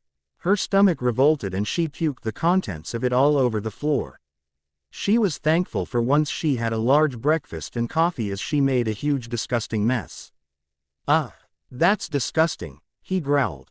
He grabbed Danny and forcefully shoved her into a chair, quickly binding her to it. Then he went outside and came in with a hose. He hosed the vomit out the front door, not caring about the destruction of the rug or the cabin's wood floors. There, all your disgusting human breakfast is gone. Now, let me look at you, he traced his eyes over Danny's body. She closed her eyes and prayed to any and every god and spirit that Jacob would find them and save them. He walked away muttering to himself about what the dogs saw in her when there was such a creature as his Bella. Danny saw him straighten out Bella's clothes and caress her body with his hands. Bella shivered uncontrollably when he did it. He mistook this as her being cold and added more wood to the fireplace. I hear your thoughts, woman. She is not shivering because she is grossed out by me. She loves me. She is shivering because my hands are much colder than hers. But not for long. Soon she will be just like me. I think you will be her first meal when she wakes up. He laughed. She was really thankful that the pack had included her in meetings because she knew about Edward's abilities. It took some effort, but she was able to clear her mind of everything except for the repeat track hoping that Jacob and the pack would get there soon. What seemed like days later, but was actually a few hours, Bella started to become aware. The last thing she remembered was being in the tree with the vampire she didn't know. So her heart was racing before her eyes opened. Edward darted over to her and sat beside her on the bed. It's okay, love. You are with me now. You are safe, he drawled, holding his palm against her face. Edward, she asked in surprise. Where's Jake? He growled at the question. She pushed her body up and looked around, seeing Danny tied to the chair, eyes desperate. Edward, what on earth is going on? Why is Danny tied up? I don't understand. What happened to the vampire that kidnapped me? Where are we? She questioned him, as her panic rose in her chest. As she looked around the cabin, she noticed all of the furniture. Why is all of my dad's old furniture here? He sold it. How did you get it? She asked again, her voice high-pitched, bordering on the edge of hysteria. Give me a minute, love. You're asking so many questions and not giving me a moment to answer you. He gave her a dazzling smile, hoping to calm her. He was surprised when it didn't. I bought the furniture because you needed money to be taken care of, and you wouldn't accept it from me. Alice saw him deciding to sell it, so I arranged to buy it. I brought it here to the cabin, so we could have it once we were married. As for the filth that kidnapped you, he is Ash. I killed him for laying a forceful hand on you. Bella and Danny gasped. They both had the same thought, but only Bella's were silent from him. I have not flipped my shit, as you so eloquently put it. He screamed at Danny. I told you. Bella loves me and only me. She is to be my mate for eternity. Those goddamn dogs, Edward shouted as he raced out the front door. Bella scrambled up from the bed and fumbled trying to get Danny untied from the chair. Bella, take a deep breath and untie them. You can do it. I know you can, she said calmer than she felt. Bella did as she told her and steadied her shaking hands. She was able to loosen the knots somehow and get Danny out of the ropes. Danny threw her arms around Bella and hugged her tight. Thank you. Let's get out of here, Danny said, heading toward the door. There's no point in trying to run. We can't run fast enough, Bella told her calmly. We have to try, Bella. Come on please, let's go, Danny pleaded. Tears spilling down her cheeks. Jake's coming. I can feel him, she said, rubbing her chest where the pain of his absence was lessening. Bella, Danny, Paul screamed as he ripped the door off its hinges. Let's go. The fucker took off. We've got to get you out of here. Danny grabbed Bella's hand and tugged her to the door. Outside, Paul had already shifted back to his wolf and was laying on the ground. They looked around, but it was only him. Get on. Don't let go of me, Bella screamed, hopping on Paul's broad back. Danny didn't waste time climbing on behind her and squeezing Bella's stomach. Bella leaned down and grasped Paul's fur and squeezed with her legs. Go, Paul, she commanded, and he shot off into the woods. Soon, there were wolves flanking both sides as he ran full speed back to La Push. Bella couldn't believe how far away they were and how they even found her to begin with.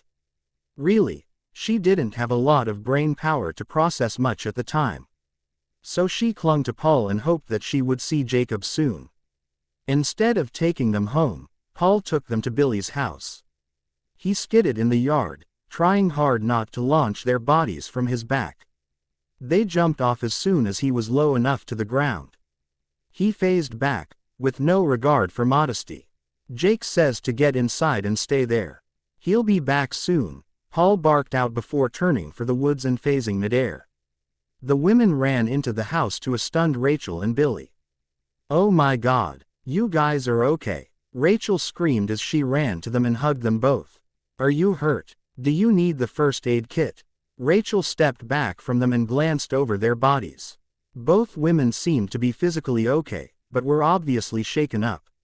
She went to the fridge and grabbed the water pitcher, pouring them both a cold glass. Danny rinsed her mouth a few times, spitting it out in the kitchen sink. Billy looked at her, confused. I got sick earlier. I needed to wash my mouth out. Sorry, she said quietly. It's okay. I understand, he nodded. It wasn't long before Embry came in the house, announcing that everyone was on their way. The pack trickled in the house, dirty but all in one piece. They helped themselves to drinks, thanking Billy. Last Jacob came in the door, having given orders out to the remaining wolves. He looked at the kitchen table where his wife and his imprint sat side by side, turned looking at him. He marched to them and put his body between the chairs. He wrapped his arms around both of them, placing kisses all over Bella, wherever he could reach. Danny tried to pull back from the hug, but he didn't let her go. I'm so glad you guys are okay. I wish I could tell you he was dead. Completely dead, but he got away from us. I'm sorry, he told them. We're okay, Jake, they both said at the same time. Then they all laughed. Jacob stood and looked over Danny, seeing that except for some light bruising on her wrists she seemed to be all right. He lifted Bella from her chair and placed her in his lap, wrapping his strong arms around her. The pack talked about everything that had happened, hearing all sides of the story from the chasing wolves to the women and their experiences. That icy bastard, Jacob cursed. I knew we shouldn't trust him. They're playing up those supposed visions of the little one. Bullshit. Lightly, Bella traced her fingers over Jacob's back. She seemed to forget that there were others in the room, watching her every move. But the imprinted wolves completely understood her need for touch and ignored it. She was so thankful that he came for her. It was Paul that brought her here, but she knew that it was because of Jacob. She began placing gentle kisses on his neck and shoulder.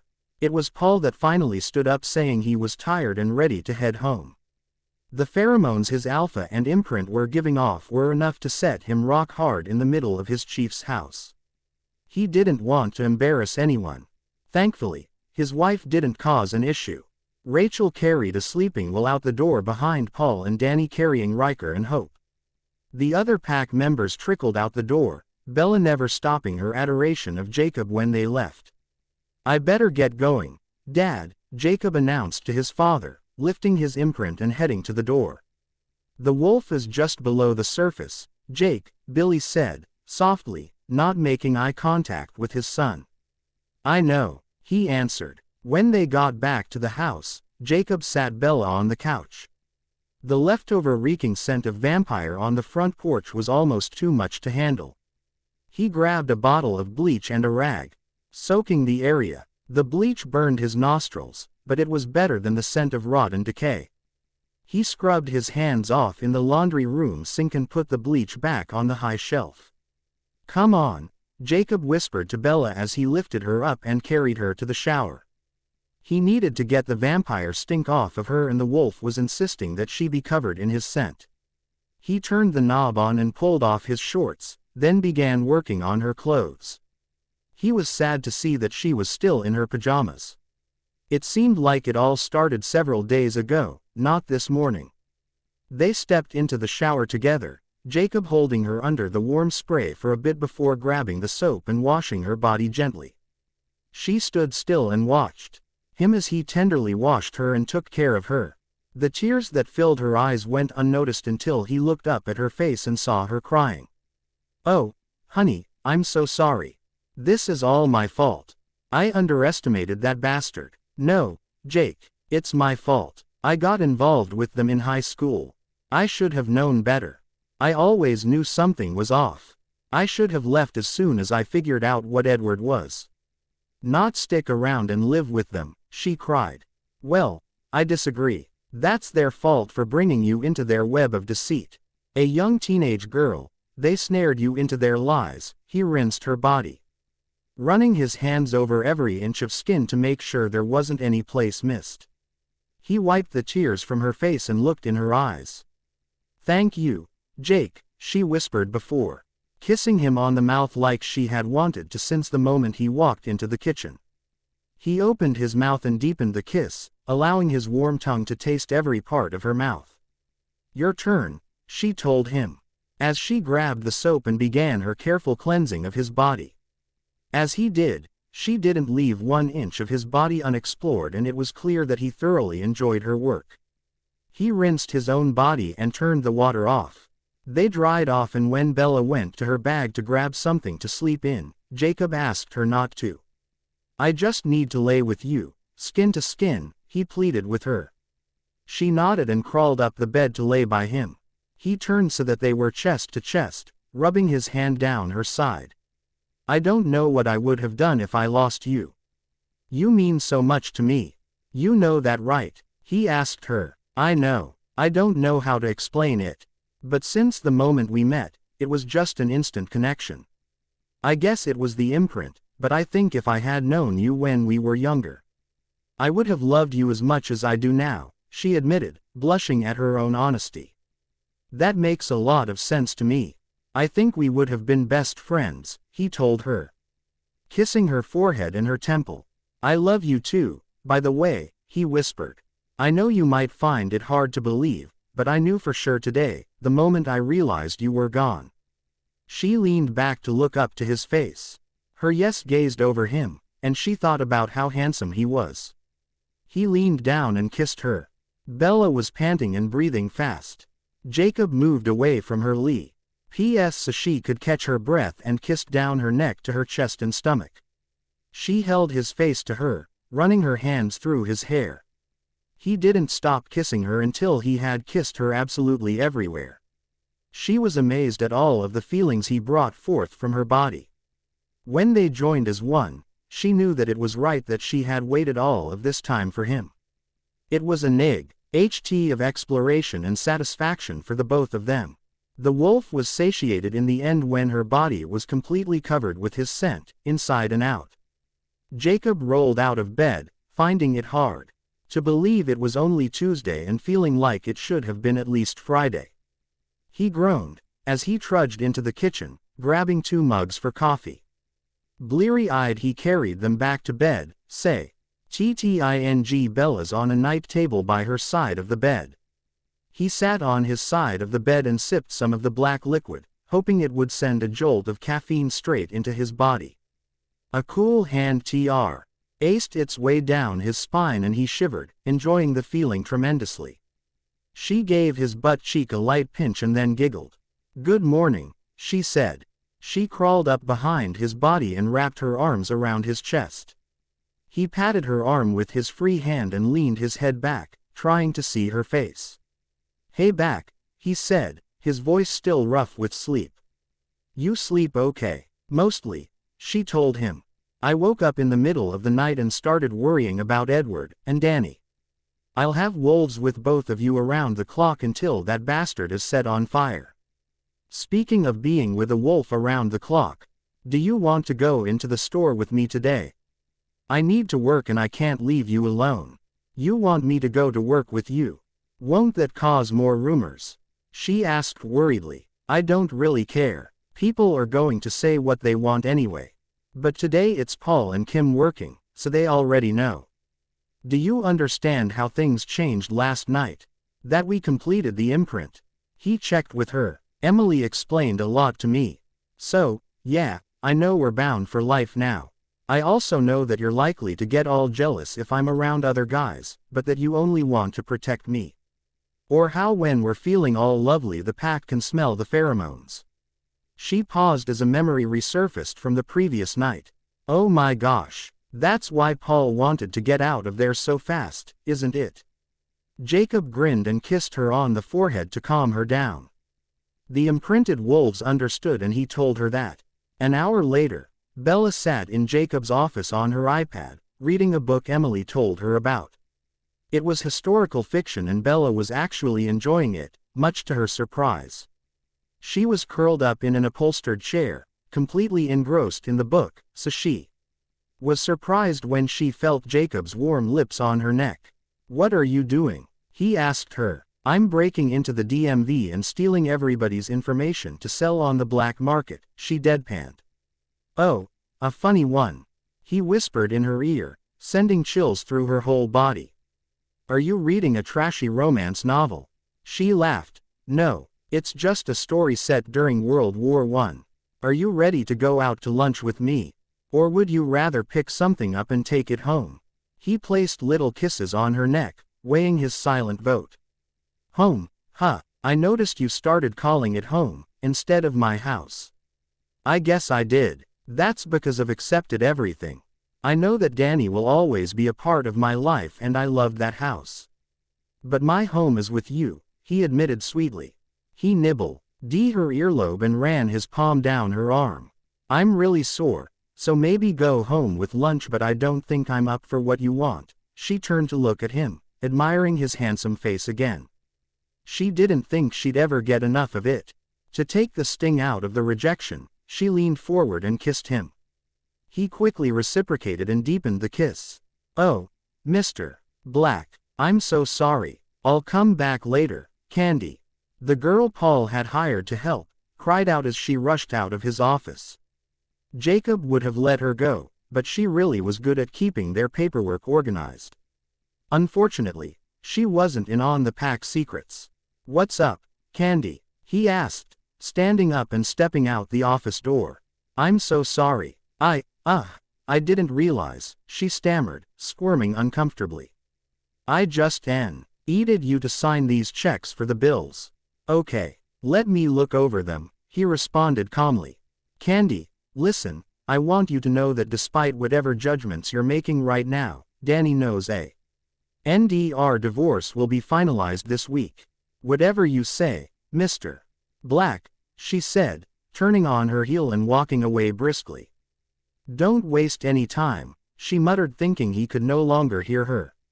He walked away knowing it was the first in a long line of people that would never understand his sudden divorce and new relationship. He reviewed the bills that Candy brought him and signed the checks for her. Then he took them back and left them on her desk without talking to her. I'm starving. Let's go, he said firmly to Bella as he walked out in the showroom to let Paul know they were going to leave. He grabbed her hand and didn't let go until he went to close her door. When he got back in the truck, he grasped it again as he drove back home for lunch. As soon as they got in the door, he attacked her lips. She kissed him back fervently, feeling a sudden intense desire for him. I thought you were sore, he chuckled. My lips aren't, she smiled, kissing him some more. Jacob lifted her up and carried her to the bedroom. While they didn't make love again, he did love her body and she his. They laid cuddled together, mutually satisfied when both of their stomachs grumbled loudly. Guess we better get some lunch after all, she said, getting up. While Bella made them some sandwiches for lunch, Jacob stayed glued to her back with his hands on her wherever he could. He tried to feed her AC hip when she finally batted his hand away. Jake, I'm not 3, stop it. I want to take care of you, he snickered. He sat on a kitchen chair and pulled her into his lap, giving her space to eat, as his food was already gone. She ate her lunch, enjoying his fingers and their light path over any skin she had exposed and maybe a little that she didn't. Once she was done eating, she turned in his lap to straddle him. He grasped her hips in his hands, his thumbs pushing up under her shirt. She traced all over his chest, shoulders and face, memorizing each ridge and peak. Her finger made a path over his smooth lip, as she eyed it. He grabbed her wrist and pulled it away, causing her to look up at him. His lips met hers again in a slow, passionate kiss. I've got to go back to work, but I'd rather go back to bed and stay there for days. He told her. I know what you mean. Let's go now, she said, standing and tugging his hand. To work, she clarified when he headed toward the bedroom. She squealed and he copped a feel on the way back to the truck, laughing as she sat down in her seat. His phone rang as soon as he started the truck, so when he answered it, the truck's Bluetooth system played the call. Jake, we need you at the highway border and make it fast. Jared spluttered. The call was disconnected before Jacob could ask any questions. Jacob spun the tires on the road as he mashed the accelerator. Stay in the truck, Bella. Promise me you won't get out, he begged her, sounding panicked. I will, I promise, she assured him. When he came upon the border, Jared was standing at the edge of the forest. Dressed in only his cut-off jean shorts. Stay with her, Jacob barked, as he went into the woods, removing his clothes as he marched forward. Jared sat in the driver's seat, not saying a word, his eyes focused on the tree line. What in the hell is going on? He wondered aloud. Jared, tell me or shut up, Bella warned him. I'll let Jake tell you, he's coming back, he said, hopping out of the vehicle as Jacob came out of the forest. Steaming. New plan, he said, as he got in and whipped the truck around, driving to Sam's house. The couple walked up to the door and Emily opened the door, smiling knowingly before her smile fell. What's wrong? She questioned. I need to talk to Sam, Jacob said. He's upstairs asleep from patrol, but I'll go wake him, she responded, opening the door for them and disappearing up the stairs. A groggy-looking Sam came down the steps and trudged over to a ratty recliner. What's up? He asked. Just had a visit with Rosalie Cullen. She said that Edward is furious about losing Bella. He has all these grandiose plans to change her. For a vampire, she seemed really disturbed, he relayed to his second. Do you believe her? You know how I feel about trusting any bloodsucker. However, she filled me in on everything that really happened with Bella's accident, he said. Bella gasped next to him, but Sam just nodded for him to go on. The whole tale unfolded as Jacob filled them all in on what had happened to Bella from the alley, to her memory manipulation, to Edward's plans to change Bella and take her to Italy as his vampire bride. Once he was finished they all sat silent. A pin dropping would have sounded loud even to dull human senses. "What's in Italy?" Emily asked, riveted by the story, but also terrified for her friend. "It's like vampire royalty," Bella croaked. "They're the rulers of the vampires. They enforce the laws." "Laws?" Sam laughed. "Vampires have laws. Like what?" "Don't forget to wipe the blood off your mouth." "Well, mostly to keep their existence a secret," she said, uncomfortable being the expert in the room on the topic. "How do you know all of this?" Jacob asked. "Don't forget I lived with the vampires for 10 years, she said. "I try every day," he murmured. Bella reached out and caressed his hand. "Sorry," she whispered. He put his hand over hers and continued the conversation with Sam. The older man was always calm and collected. Even though He hadn't faced any situation like this before, in their everyday lives Sam was always the one they could count on to remain composed. "I think we need to meet with everyone and let them know what's happening," Sam finally said. "You're right. Here or at my house?" Jacob asked. "Here's fine. Bella and I can make dinner for everyone," Emily chirped, pulling Bella with her in the kitchen. Emily whispered in her ear as soon as they were in private. "I want details, lots of details when we're alone next." Bella blushed a bright shade of red, before looking at her friend. "What?" She laughed. "What are friends for?" They began putting together a beef stew for dinner, each helping to chop vegetables and drop them into the pot. Bella commented on the size of it and Emily told her that once upon a time it was her job to feed them all. "Now I know why you understood how much they ate," Bella grinned, dropping in a handful of onion. Embry and Quill came first for a quick chat with Jacob while they inhaled some food. Quill snatched a roll as he walked out the door saying he would much rather run than be at the meeting that was about to happen. Emily looked at Bella and shrugged, not sure why he would say that. Jacob stood close to Bella as the pack started coming in the door in various states of dress. Some of them having coming from home or work, while Leah and Jared had come from patrol. Leah sneered at Emily and Bella as she sat on a chair with her back to them. Jacob growled lowly in warning at the woman. Respect in the pack was a requirement, not an option. "Another fucking imprint gets to steal a man," she spit out quietly. All conversation and motion in the room stopped. Jacob stepped up behind her and placed his hands on the back of her chair, reminding himself not to break it in his hands. "One more fucking word and I will drag your ass out of here and beat it. Am I perfectly clear, Leah?" "Shut up," he hissed, loud enough for the women to hear as well. She was unable to speak after the command from her alpha, so instead she sat refusing to eat the food made by the two women she despised most. Not only had her cousin stole her fiancé, but she was now married to him.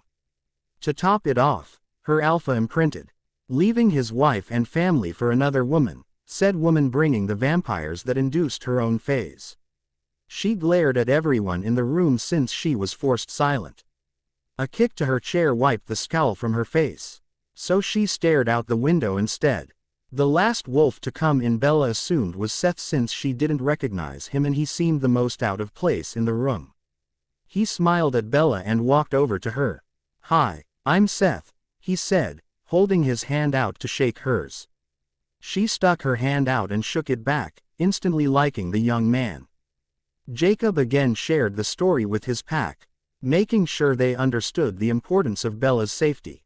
"What about Danny?" Seth asked innocently. "Of course we protect all humans," Jacob told him. "She's at school on the res every day. If we keep the borders secure, he won't be getting her in the middle of the day.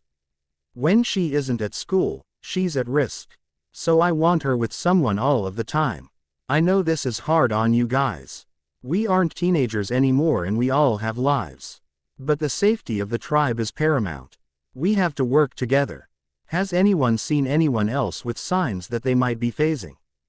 Jacob asked the group. It was Seth who spoke up again.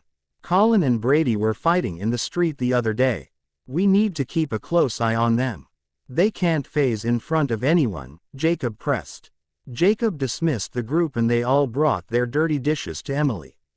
She and Bella washed everything up before she and Jacob took off. I've got to go pick up the kids from Rachel and Paul's. They haven't seen me and it's supposed to be my week, he told Bella as he backed out of Sam and Emily's yard. No problem, she said, feeling a tad nervous at seeing Danny now that they had completed the imprint. She was sure the other woman knew it would happen eventually, but she didn't really like the idea of facing her so soon. Whatever you're worrying about, we'll be fine, Jacob said, grabbing her hand as they walked up the sidewalk. She pulled back a little trying to get her hand free. Jacob stopped and spun around to face his imprint. The wolf didn't take the slight well and he may have been harsher than he intended. What's your problem? He snapped. Bella recoiled from his tone and he could see the hurt instantly in her face. I'm sorry, honey. I'm so sorry. He leaned in to kiss her. Jake, please. Not here in front of everyone, she pleaded bashfully. Bells, except for my children, there's not an adult in that house that doesn't understand what's going on. Danny is included in that. She might be uncomfortable with us, but she's going to have to get over it. We aren't going to make out in front of her and have sex in front of her. I'm only holding your hand because I know it calms us both down. So, please calm down. The only person that knows for sure is Paul. My scent is all over you now and I'm not sorry about that. The girls don't know and the kids are too young to even understand that, he said. She nodded and began to walk toward the front door, when Jacob grabbed her arm gently and spun her back around. He placed a lingering kiss to her forehead, before clasping her hand and ringing the doorbell. Daddy, Daddy, Hope squealed inside, thrilled to see her dad. Miss Bella's here too. Rachel opened the door to let her brother in the house, smiling at Bella. Danny walked out from the bedroom straightening her t-shirt. Okay, guys, time to come home with Daddy, he told Riker and Hope. Uncle Jake, can I sleep over at your house one night? Will asked, hopefully. Riker and Hope have gotten to stay here and I want to have a sleepover at their house. If it's okay with your mom, we can do it soon, Will, Jacob promised his nephew. Yippee, he cheered as he dashed off to his bedroom to pack a backpack. After this craziness is over, Rachel whispered to her brother, who nodded in agreement. Rachel and Danny waved from the front porch as Jacob's Pathfinder pulled away. Rachel put her arm around her friend's shoulder as they went back in the house, knowing how much it hurt to watch her husband and kids drive away with another woman. Danny reached up and patted her hand, before telling her she was going to go lay down for bed. She hadn't been sleeping well and after having been kidnapped by a vampire, she didn't sleep for shit. She laid down and cried herself to sleep that night. Where was her life headed and why had such a painful thing happen to her? Was she not good enough for Jacob? Didn't she deserve to keep him? Around 3 in the morning, she decided to call in sick to school. She wouldn't be effective as tired as she was feeling. Since she wasn't at school, Embry was her assigned bodyguard for the day. He came to see her at Paul and Rachel's and asked her if she wanted to go hang out at his house so he could sleep. She agreed and drove him to his little house in the woods. Sorry to do this to you, but I'm beat, Embry apologized to her as they walked in. Feel free to make yourself at home. Watch TV, make coffee, lunch, blankets are in the closet, he said, pointing to a door in the hall. It's no problem. I might sleep a little on the couch, she said, heading to the closet. Embry took a quick shower before crashing on his bed. He slept like a rock for a few hours, but the sound of muffled weeping woke him up. Quickly, he shot up wondering here the sound was coming from when he realized it was Danny on the couch. Hey, he drawled out. What's wrong? What's going on? He lifted her legs to sit on the couch and then placed them on his own. He rubbed them, trying to soothe his friend. Everything is so messed up, I can't believe it. I'm trying, I really am. Bella is really nice and I can't hate her, even though I want to. I can See how happy Jacob will be, and I heard Paul telling Rachel they sealed the bond, so I know what that means, she sniffled before continuing her meltdown. We aren't even divorced technically and he's already slept with her. Embry didn't know what to say. He'd been in Jacob's mind, so he knew the tormented feelings the other man had been about the whole situation. The wolf side of him knew all about the desire of the wolf to mark its territory. But the human side of him understood where Danny was coming from. He pulled her body up against his as he got them comfortable on the couch. He held her as she cried and sobbed until at last she fell asleep in his warm, safe arms. Things remained eerily quiet, but no one believed that Edward was gone. They knew he was sitting back biding his time to attack again. Patrols and guards did not relax. Friday, the day of Danny and Jacob's divorce, came round. Neither was excited about the end of their marriage. Jacob felt guilty about everything that happened. It didn't seem fair to his ex-wife and his kids. He shook his head, finding it hard to believe he was throwing around words like ex-wife and imprint. Two things he didn't think would ever apply to him. Seth agreed to stay with Bella at the store while Jacob went out to run an errand. He'd already run the idea by Bella and she agreed it would be great. So he stopped by the local jeweler. ND picked up the custom order before going back to the florist to pick up a vase of flowers. It was a little sad that this time he was buying flowers for Danny as a goodbye. Bella helped Jacob finish getting dressed, and gave him a quick kiss when she hopped out of the truck at Sam and Emily's house.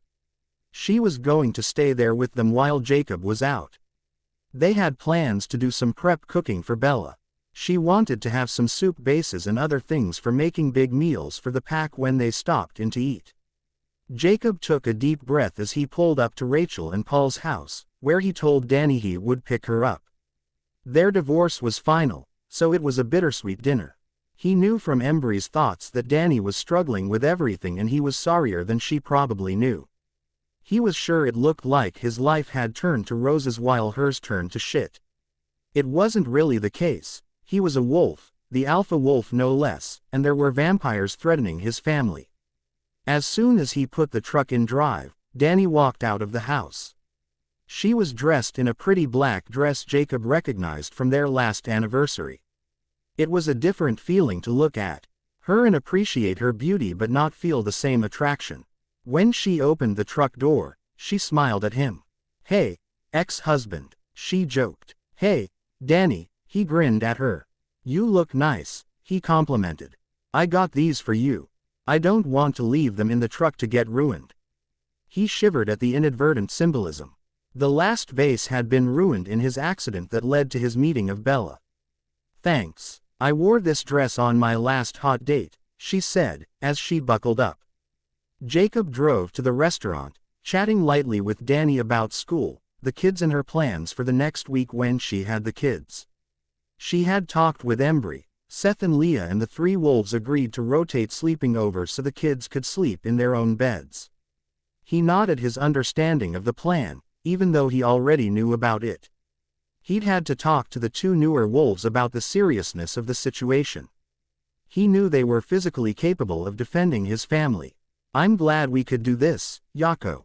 B started to talk once their dinner arrived. It's probably rare that a couple goes out to dinner together on the day they get divorced. "Rare," Danny chuckled. "Pretty sure we're the first." "Yeah, you're right," Jacob responded quietly, looking down at his dinner. "How are you holding up?"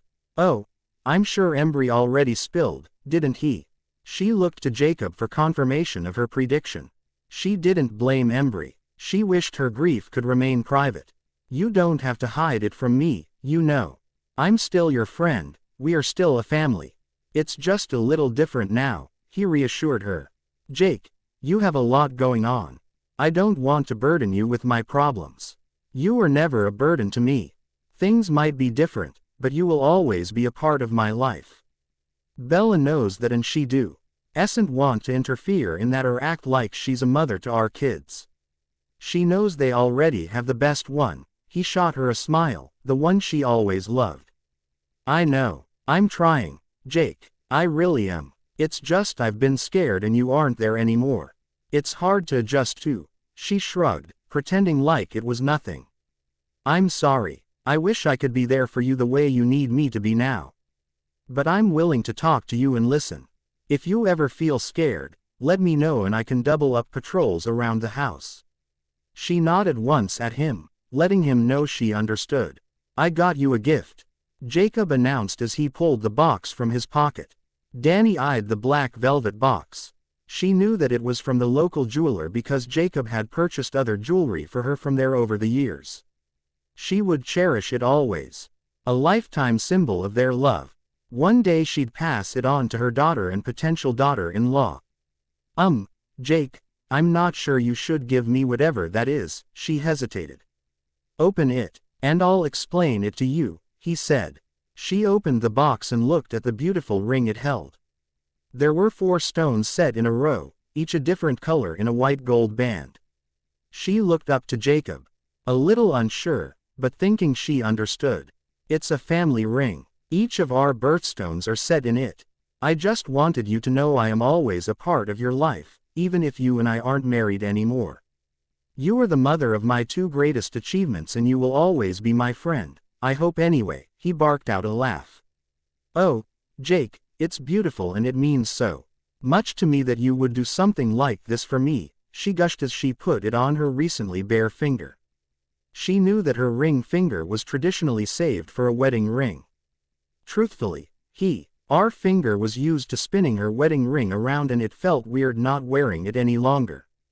Just then the waitress walked up and saw the ring box. Oh, did you guys get engaged?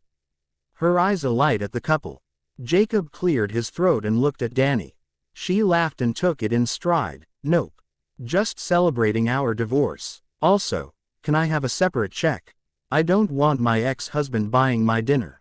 The waitress walked away thinking over Danny's words and looking back at them wondering if they were the first divorced couple to have dinner out together. Why did you say that? Jacob laughed. It was funny. Did you see her? She's probably still thinking it over back there. The young woman came back with 2 black trays and a huge smile. When she set them down, Jacob's receipt had a hot pink "call me" with the girl's number. He held it up so Danny could see. They laughed heartily. Danny knew it wasn't the first time Jacob had been slipped a phone number with a bill. Jacob pulled out cash to cover both checks and insisted that he would buy her dinner. Danny tried to stop him, but he was as stubborn as ever, so she finally gave in so they could leave the restaurant. Danny waved Jacob and the kids as they left the driveway, feeling better about everything. She was sure that she'd find another man eventually, though she wasn't sure if he'd be as wonderful as Jacob. Bella and Emily showed Jacob and Sam the boxes and containers that they wanted packed up in the Pathfinder for Bella to take home.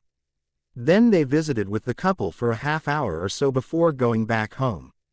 Riker was the first to ask what the weird-looking juice was and Bella explained how she would use the liquids in her cooking. Riker shrugged it off and went to his room to put his things away. If the food looked like that, he was going to have to figure out a way to feel sick during dinner. Bella packed things away in the freezer and pantry while Jacob helped Hope wash her hair in the bathtub. He had begged to take a bath in the big bath and he finally let her. For the young girl, it was pretty much a miniature swimming pool. Again, the pack got into a routine. They didn't drop their guard. But they were feeling complacent with the situation. Maybe Rosalie and Emmett had convinced Edward to leave Bella alone. But Jacob knew better. As time passed, he became increasingly agitated. He wanted to put the crap to bed and get on with his life. Bella took the brunt of his moods, which ranged from angry, to frustrated, to downright obsessed with covering her body in the wolf's scent. There were days she had to tell him enough was enough because her body couldn't take it. She went to work with him and would sit out in the workshop watching him sculpt wood and turn furniture into beautiful pieces of art. Often, she complimented his talent and started talking about him making things for their house. This led to a conversation about them building their own house.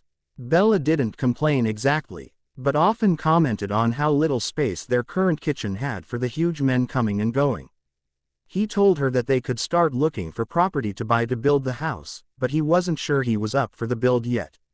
There were too many things going on in his life for him to add that stress to his plate. The summer had been a mostly happy time. Bella spent a lot of time with Danny and the kids. Neither Jacob nor Danny concerned with their weekly custody arrangement when Danny was out of school. They would go to the beach with Embry or Seth, and watch the kids play with their uncles. Billy and Charlie even started to get to know each other better, going out fishing together as though they had been friends their whole lives. Jacob joked and said it was like love at first sight. Charlie came around for dinners every now and then, and worried aloud, usually, that if he didn't eat fast, he'd lose a hand trying to get some dinner. Bella started to get annoyed with the way Jacob was becoming so overprotective. They had completed their imprint before the start of summer vacation and it was now nearing her birthday. Sometimes Bella would have to beg Jacob to give her space when he wasn't at work. She started going with him regularly, doing the work that Candy had been doing. She told him there was no point in paying someone for something she could do for free. So shish. He would go in for about 10 hours a week and sort through the bills and file invoices. But Jacob would pop in every 20 minutes or so to make sure she was okay. Emily and Bella were sitting at the Form's kitchen table one late summer afternoon. Bella had convinced Jacob to go out and run patrols with Embry and Quill. Sam had promised Jacob that he would stay in the house with the women and only let Bella out of his sight to use the bathroom. She huffed when she heard the command, which she began to recognize as a slightly different pitch in his voice. In the kitchen she rolled her eyes at her friend. "He's driving me insane," Bella grumbled. "I love the man, but I seriously need space to breathe. I can't stand when he guards the bathroom door while I'm in there. It's bad enough knowing he can hear it all clear as day across the house. Does he have to listen while I'm on the toilet from 5 feet away? It makes me nervous and I've been getting constipated." Emily laughed. "You know this sounds a lot like Jared when Kim was pregnant. He'd follow her everywhere like a little lost puppy. She told him she'd take a frying pan to his face if he didn't stop." Emily chuckled as she remembered the day. Watching Kim's face turn so red with anger. She was usually such a passive and soft-spoken girl. Emily looked up to see Bella's face ghostly white and staring at her, seemingly unable to speak. What's wrong?" Emily asked, searching around the room. Sam immediately came running in to see what was wrong. He looked at Emily and shook his head. He wasn't sure what was up with Bella.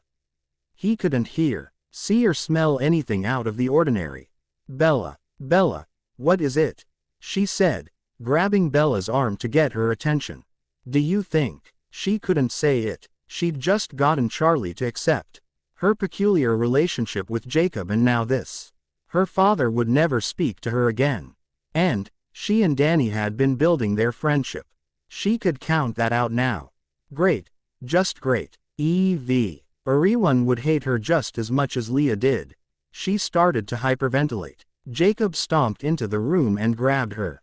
"What's wrong? Why are you so upset? I can hear your heart beating out of your chest halfway down the road." He asked her in a rush.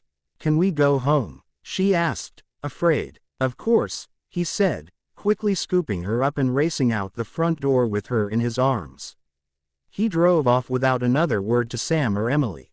"What the hell just happened?" Sam asked, perplexed. Emily smiled at him. The man needed to use the brain he had sometimes. She sat quietly and stared at him, wondering when he'd put 2 and 2 together. "Do you think she's?" he finally asked her. He tilted his head toward the front yard, with a look of surprise on his face. "I think she could be. You know how protective he's gotten lately. His wolf probably knows, but the man is too preoccupied to figure it out. I think she has an inkling now and they'll figure it out one way or another soon." "Whoa," was the only intelligible thing Sam could get to come out of his mouth at that moment. In Jacob's truck, he drove with his hand entwined in Bella's. After she did her best to calm down, she asked Jacob to stop by the grocery store, telling him she needed to run in and grab something. He went to follow her, and she balked. This wasn't how she wanted him to find out. It's the grocery store, Jake. Do you really think he's just sitting around the grocery store, when he doesn't even eat, waiting to kidnap me? Bells, I don't know what that crazy motherfucker has up his sleeve. But things have been quiet for way too long. I'm restless. I can't explain it. The wolf doesn't want you out of his sight. Please don't fight me on this. There's nothing you could buy in that grocery store that would embarrass me. I've bought pads and tampons before with Danny. Hell, I've had to buy medicine for yeast infections she had. She gave him a look at that comment. Finally, she sighed and got out of the truck, waiting for him at the front. He wrapped his hand around her small one and rubbed his thumb across the back in silent apology. It wasn't something he understood, but he knew that the wolf was getting worse by the day. The man had to put every bit of self-control into keeping him from keeping her in bed every single day. Bella led Jacob to the aisle with all of the feminine hygiene products. When she stopped in front of the section with the pregnancy tests, she glanced over the boxes trying to figure out which one to buy. Jacob mistook her visit and pointed out the kind of treatment Danny preferred for her yeast infections. Her face flushed red and she quickly reached out and grabbed a random box before rushing to the checkout. Jacob was hot on her heels, the petite woman not able to outrun his large frame. His long stride was almost 3 of hers. She put the box on the belt and took out her debit card. It was declined, the pimple-faced teenage boy informed her, rather loudly she thought. Jacob opened his wallet and handed the kid a $20 bill and Bella, mortified, took the bag from the bagger. They walked in silence to the truck. When they got in, Jacob found that he was finally able to open his mouth and speak again. "When was the last time you had a period, honey?" she huffed, trying to rack her brain. It had been a while, but she figured it was because she was so stressed. "I'm not sure, a while. At least since May, maybe before," she admitted quietly. "I've been so stressed out since the whole Edward thing, I figured it was from that." Jacob let out a loud rush of air and backed out of the parking space. He started thinking back to every little detail of Bella's life. He was with her so much, he analyzed every little thing he could remember. Was she nauseous? Did she eat more than usual? Were her breasts tender? They knew the minute Danny was pregnant because her boobs hurt like crazy. Jacob couldn't think of anything unusual except his wolf was insanely protective. Now that he'd thought about it, Jacob was dying to know. He was excited. Another child. He loved being a dad. He started fantasizing about seeing Bella all glowing and pregnant. When he drove by the Atira's general store, he stopped and ran in to grab a bottle of juice. He dropped a $5 bill on the counter and ran out, not wanting to leave Bella unprotected. "Drink up," he told her. "You've got to build up some pee." Bella snorted. Great. The overprotective gene was going to kick into supersonic speed now. She casually walked in the house and changed her clothes, grabbed a snack and sat on the couch with her bottle of juice. Jacob didn't talk. He sat beside her, his foot tapping incredibly fast on the floor. "Would you stop it?" she snapped, exasperated. "What?" he asked innocently. "Be patient. When I have to pee, I'll go pee. You can go outside and not hover around me like a damn mosquito. I can pee all by myself and I don't need you listening in." "I'll try." "You will, Jacob Black," she commanded him forcefully. He groaned and turned the TV on. The news could be a great distraction from the fact that the wolf was pleased with the idea of his imprint carrying his pup. It made him lustful and Jacob knew that was the last thing on Bella's mind at the moment.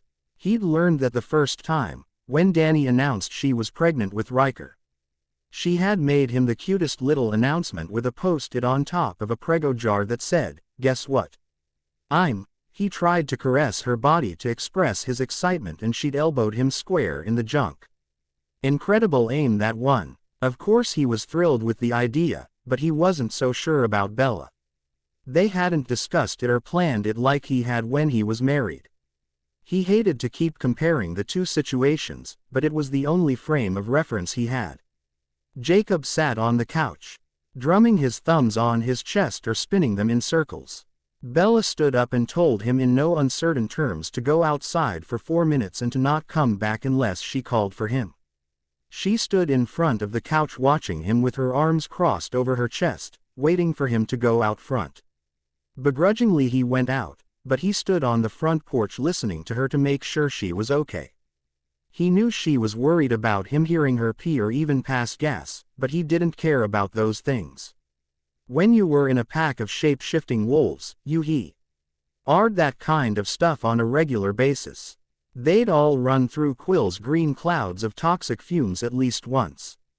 He watched the time on his phone and went in the house in exactly 4 minutes. He barreled straight for the bathroom and found Bella sitting on the toilet staring at the stick. "So?" he asked, holding his breath. She looked up with misty eyes. She was wondering how he would feel about all this. They'd barely talked this afternoon about it, and they certainly hadn't talked about having children at all. When did they have time between work, the pack, and being on guard for crazed vampires? He stepped toward her slowly. His warm hand wrapped around her wrist and his other hand took the test and set it on the counter without looking at it. He pulled her into a strong, but not too firm hug. "Whatever it is, honey, I'll be happy. I know we haven't talked about it. If you are, I'll be over the moon to be a dad again. If you aren't, that's fine too. We'll start planning if you want," he whispered to her. Trying to reassure her, she reached out with a shaky hand and grabbed the test. She couldn't find her voice to tell him, so she showed him the digital readout. His keen eyes picked it up right away. He hooted and picked her up, running out of the bathroom to the bedroom. "We're pregnant," he cheered. Then he kissed her passionately and was surprised to find that she was just as lustful as he was. They made slow, tender love that afternoon and evening, making promises for the future. Jacob lay with Bella spooned in front of him. He lightly stroked her creamy skin. She cuddled his arm that was under her and wrapped around her belly. His warm hand pressed firmly to her front, subconsciously protecting his unborn pup. Bella pushed herself back into him, indicating she was ready to continue their marathon lovemaking session. Jacob groaned as he pushed back against her. "So being pregnant makes you a horny beast, huh?" he joked as he placed kisses down her neck and shoulder. She didn't answer with words. She lifted her right leg, giving him access to her center, where he pushed himself again, bringing them both to satisfaction. "Jake," she whispered, close to sleep. He yawned, exhausted from the day's events and incessant worry. "Yay, honey, I'm broke," she cried. It was official. They were pregnant. Jacob grinned like a loon as they walked out of the doctor's office. True, it was unexpected, but he was happy about it. Bella was panicking a bit because she didn't know she was pregnant for 4 months. 4 months. Isn't that something out of an awful TV show like Jerry Springer? The doctor assured her things appeared to be fine and that it was more common than she thought for women to miss a pregnancy. She asked a lot of questions. Why wasn't she feeling symptoms? "Some women don't," he assured her. Why was her stomach as flat as before? Every woman is different, especially during their first pregnancy when their bodies are firmer. Would the baby be okay since she didn't know and she hadn't had any prenatal care? He couldn't say with 100% certainty, but he said the ultrasound didn't show anything of concern that day, but they would watch her closely. Bella carried her plastic bag of vitamin samples, pamphlets and papers all about being pregnant. She was a little nervous about the baby coming out of her body, but overall she was pretty excited. This wasn't only thing she ever considered in her time with Edward. She couldn't even be intimate with him, let alone think about having a baby. So she didn't think about it. However, with Jacob, things had been such a whirlwind. It still hadn't been on her mind. Though with all of the sex, she should have considered the possibility. Jacob planned to tell the pack that day. They'd all certainly odicked something was up. But he was going to tell them for sure. He wasn't sure how the news would be taken by everyone. He knew that Embry and Quill would be happy for him. He also thought Sam was the most accepting of the imprint. So he'd likely be happy too. The newest wolves, Colin and Brady probably wouldn't care at all.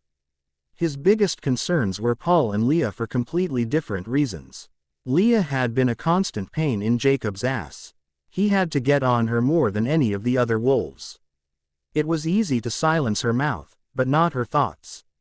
When they were out in the forest running patrols, her thoughts were angry and dark. For her sanity, he wished that she hadn't returned to La Push. The others didn't have such a hard time adjusting. It was those reasons that he thought she would lash out at the pregnancy news. He was prepared to deal with her as always. He hoped it didn't come to blows. Paul and Rachel had spent a lot of time with him and Danny. They were a tight unit and he thought Rachel would be pretty defensive of her friend. His brother-in-law would go with whatever his sister set out. Jacob definitely didn't want things to get ugly. He thought that he and Danny were co-parenting well. It would really mess shit up if Rachel decided to upset the apple cart. "You're thinking pretty deeply over there," Bella noticed, as she saw Jacob in deep concentration while driving them home from their doctor's appointment. He smiled. "Sorry. Thinking about sharing the news with the pack. You think they'll be happy for us?" "I do," he told her. "Most of them anyway. Except Leah," Bella grumbled, thinking of the one woman that scared the complete crap out of her. Bella didn't mess around with Leah at all. She wasn't going to rile her up if she could help it. Jacob suddenly veered off the side of the highway in Forks. Bella looked around and asked him if everything was okay. He promised her it was. He turned toward her in his seat and looked at her face. His hand reached out and softly brushed down the side of her face. She shivered from the tenderness of it. "What's going on, Jake?" she asked him, concerned about his shift in mood. I don't think I can do this right. I'm not even sure how you feel about this at all," he started. Bella interrupted. "I'm happy about the baby, Jake. I promise." He kissed her to silence her. "I know you are. Can you be quiet and let me finish?" She nodded to prove she could. "We haven't talked about it and I only got divorced a little bit ago. But we're having a baby and we're imprinted, so I know we're going to be together for a long time," he continued on. "Jake, spit it out," she said, frustrated with his endless talking. "Marry me. I want to have the traditional Quileute wedding with you. It's a whole thing and I didn't do it with Danny because I'd thought the wolf was gone. We're having a baby and I want to take care of you. I don't want you worried because your debit card got declined at the grocery store. You can work at the store and you'll get a paycheck. Then when it's time for the baby, you can stay home," he rambled on, not giving her a chance to answer his question. He looked up into her face. Her brown eyes were wide and seemed to be filling with tears. She sniffled, giving way to the full-blown tears. "Oh, I'm sorry, I didn't mean to upset you. We don't have to get married. It's okay, really. Whatever you want," he backtracked. "Yes," she whimpered. "What, yes?" he asked, surprised. She nodded. "I don't have a ring yet. We can pick one out together," he admitted. "We can go right now." "Do you want to go right now?" "It doesn't matter. I don't need anything fancy. Let's go look," he said, kissing her fully before turning back to drive to the jewelry store. In his excitement of the afternoon, he didn't really think through his plan. He took Bella to the jeweler that he had bought jewelry from for Danny.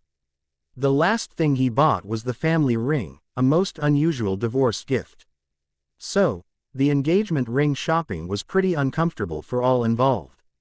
The jeweler asked how Mrs. Black was doing and if he was there to pick out something for her. Then he glanced at the way Jacob's arm was wrapped around Bella and once he announced he wanted to see engagement rings. The uncomfortable silence followed. Finally, Bella told Jacob she wasn't feeling too well and wanted to get home for a rest. Either he could surprise her with something, or they'd have to try another store. She felt like she was wearing a giant red A on her shirt. Bella could only imagine the jeweler's face had she told him she was pregnant too. The pack met in Jacob's backyard for that night's meeting. Since Jacob was unsure how the news would go over, he kept everyone outside, while Bella stayed inside. She was startled when she heard loud yelling in the backyard. That is some seriously fucked up shit, Jake.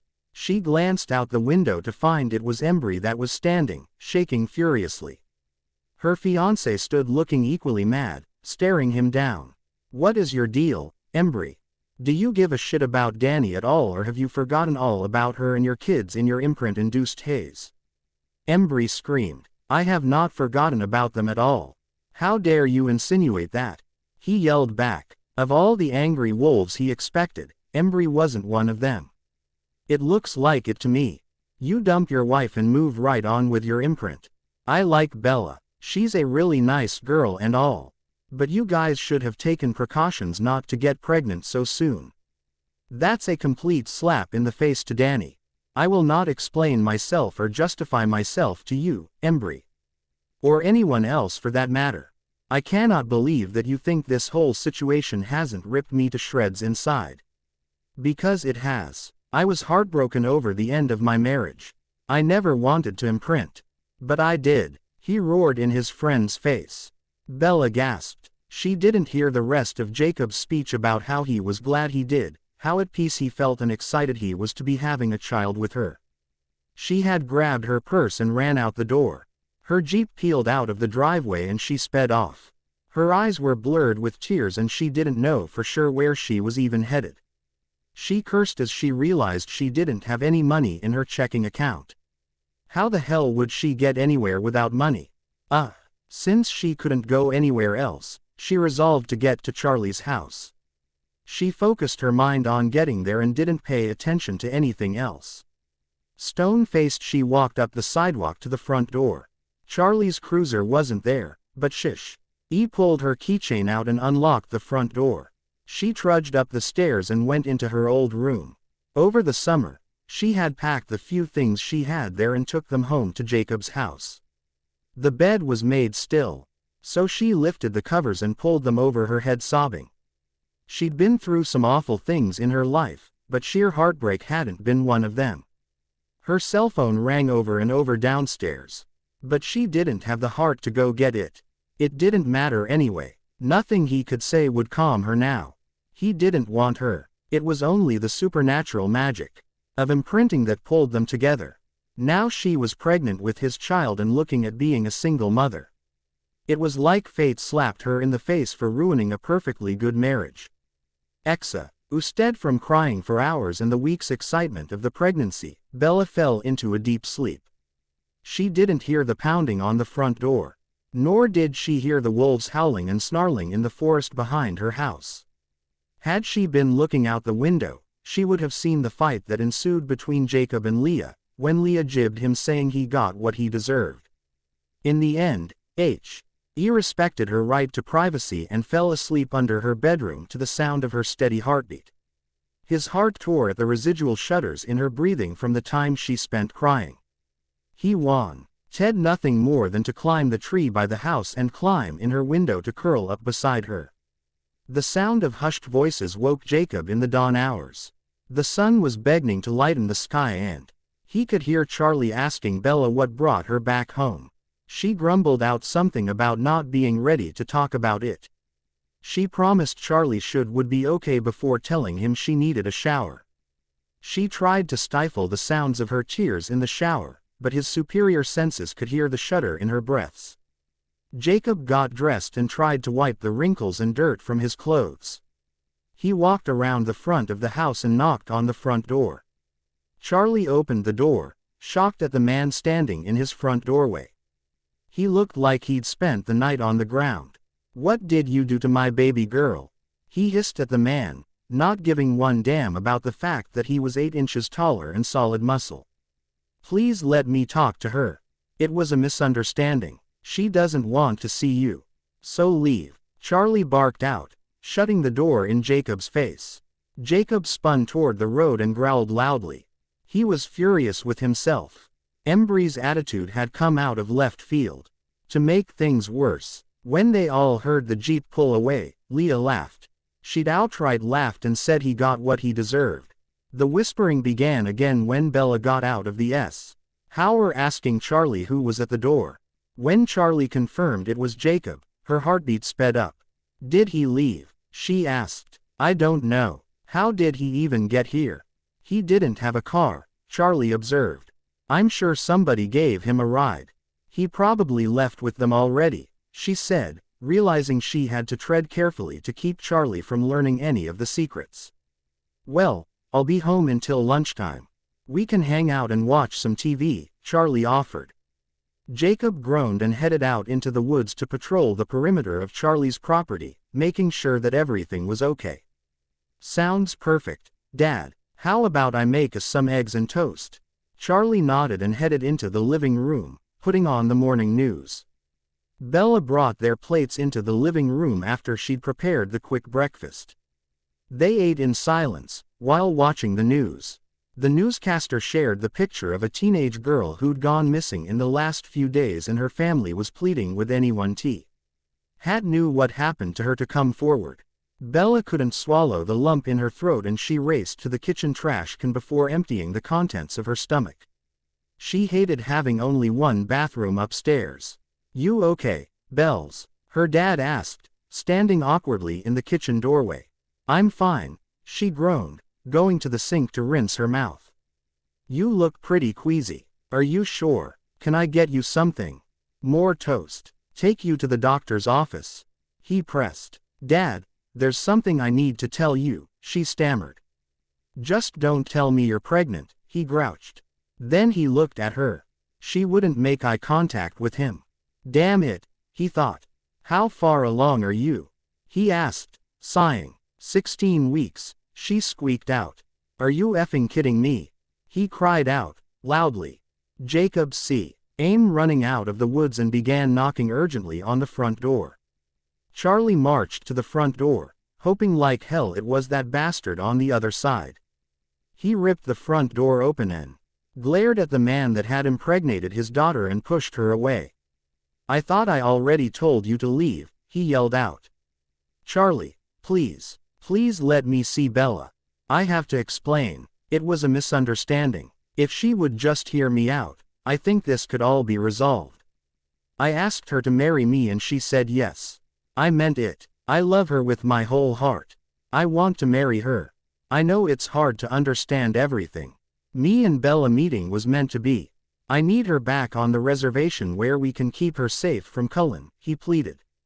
Cullen. Charlie perked up. Yes, that piece of shit is after Bella. He's upset she won't go back to him. I have somebody protecting her 24 hours a day, but we can't do that as easily here. I'm the chief of police, in case you forgot, Jacob. I think I can keep my daughter safe. In fact, I might shoot you in the balls and she will never be safer. He laughed in a high-pitched cackle, almost on the verge of losing his extensive patience. Jacob stepped back, even though he was pretty sure Charlie would not hurt him. I think it's too late to shoot my balls off, Jacob joked, realizing instantly that was the absolute wrong thing to say. He raised both hands. I'm sorry. Bad joke. Bad joke. Charlie, I am going crazy without Bella. I'm saying crazy shit. I'm not thinking straight. Bells, honey, please talk to me, he called out into the house. He could see her small fingers curl around Charlie's arm. Dad, I can handle it from here. I'll meet you on the couch. Charlie shot Jacob one last dirty look before stomping back to the couch. He was tearing under his breath and Jacob was glad she couldn't hear him. No good piece of shit dumps his wife and knocks up my girl. What does she see in him anyway? Jake, you made yourself very clear yesterday, she said, her eyes bloodshot and swollen from all of the crying she had done. You hate that you imprinted on me. So stop trying to apologize. I can't believe I ruined your marriage. This was such a huge mistake. I'm the biggest idiot. I loved you and I thought you loved me. But I see now that it was just the wolf part of you. The human clearly wishes I was gone. So take this as your free pass to leave. Don't worry about me anymore. She forced back the tears until she gently closed the door and locked it. Her body slid down the door and she let the tears silently slide down her face. Yako. B raced to the woods where he shredded his clothing the moment he was in the cover of the underbrush. He ordered Jared to Bella's house and raced through the trees waiting for his fellow wolf to arrive so he could run. The moment Jared was close enough, Jacob took off, running at full speed around the border of La Push, checking closely for any sign of Cullen. Once he'd exhausted himself, he ended up at Rachel and Paul's house. Billy was there with Danny and the kids as well. Danny was shocked at Jacob's appearance when he walked in the house. "What happened to you?" she asked. "Roll in the dirt or what?" His facial expression was enough to tell her that he was torn apart about something. "Is Bella okay?" she asked. Tears started falling uncontrollably down his face and he wiped them away as quickly as he could. "Daddy, why are you so sad?" Hope asked as she walked up to her biggest hero. He always made her feel better when she was sad. She wrapped her short arms as far around his frame as she could. He picked her up and cuddled her close. Hope's snuggles were just the medicine he needed. Silently, he carried her to the couch and sat down with her in his lap. "Sometimes grown-ups are sad or frustrated. I'll be fine, I promise, sweetie. Especially now that I have your snuggles." He squeezed her lightly to his chest. She wrapped her arms and legs around him. "Can you go play with Will and Riker while I talk to Mommy?" "Sure, Daddy," she said, as she placed a few kisses on his face. Love you too. A whole lot, always and forever," he promised. He watched as she dashed off to Will's bedroom. "So, what's up?" Danny asked, sitting next to him on the couch. "I don't even know where to start," but he did and explained all that had happened in Bella's pregnancy. Danny sat a little shell-shocked next to Jacob. She wasn't expecting all of that so fast, but after staying with Paul and Rachel for a week, she'd had an education on imprinted wolves. She had overheard the two going at it every single night. It was kind of disgusting to hear Rachel screaming in ecstasy. She hadn't said anything to her friend because she didn't want to embarrass her. "Well, you put on your big boy panties, Jacob, and man up. You do whatever you have to do to fix it. You can't come running to me every time you and Bella have a fight. I'm not going to get in the middle of your relationship. Yes, I'm here for you.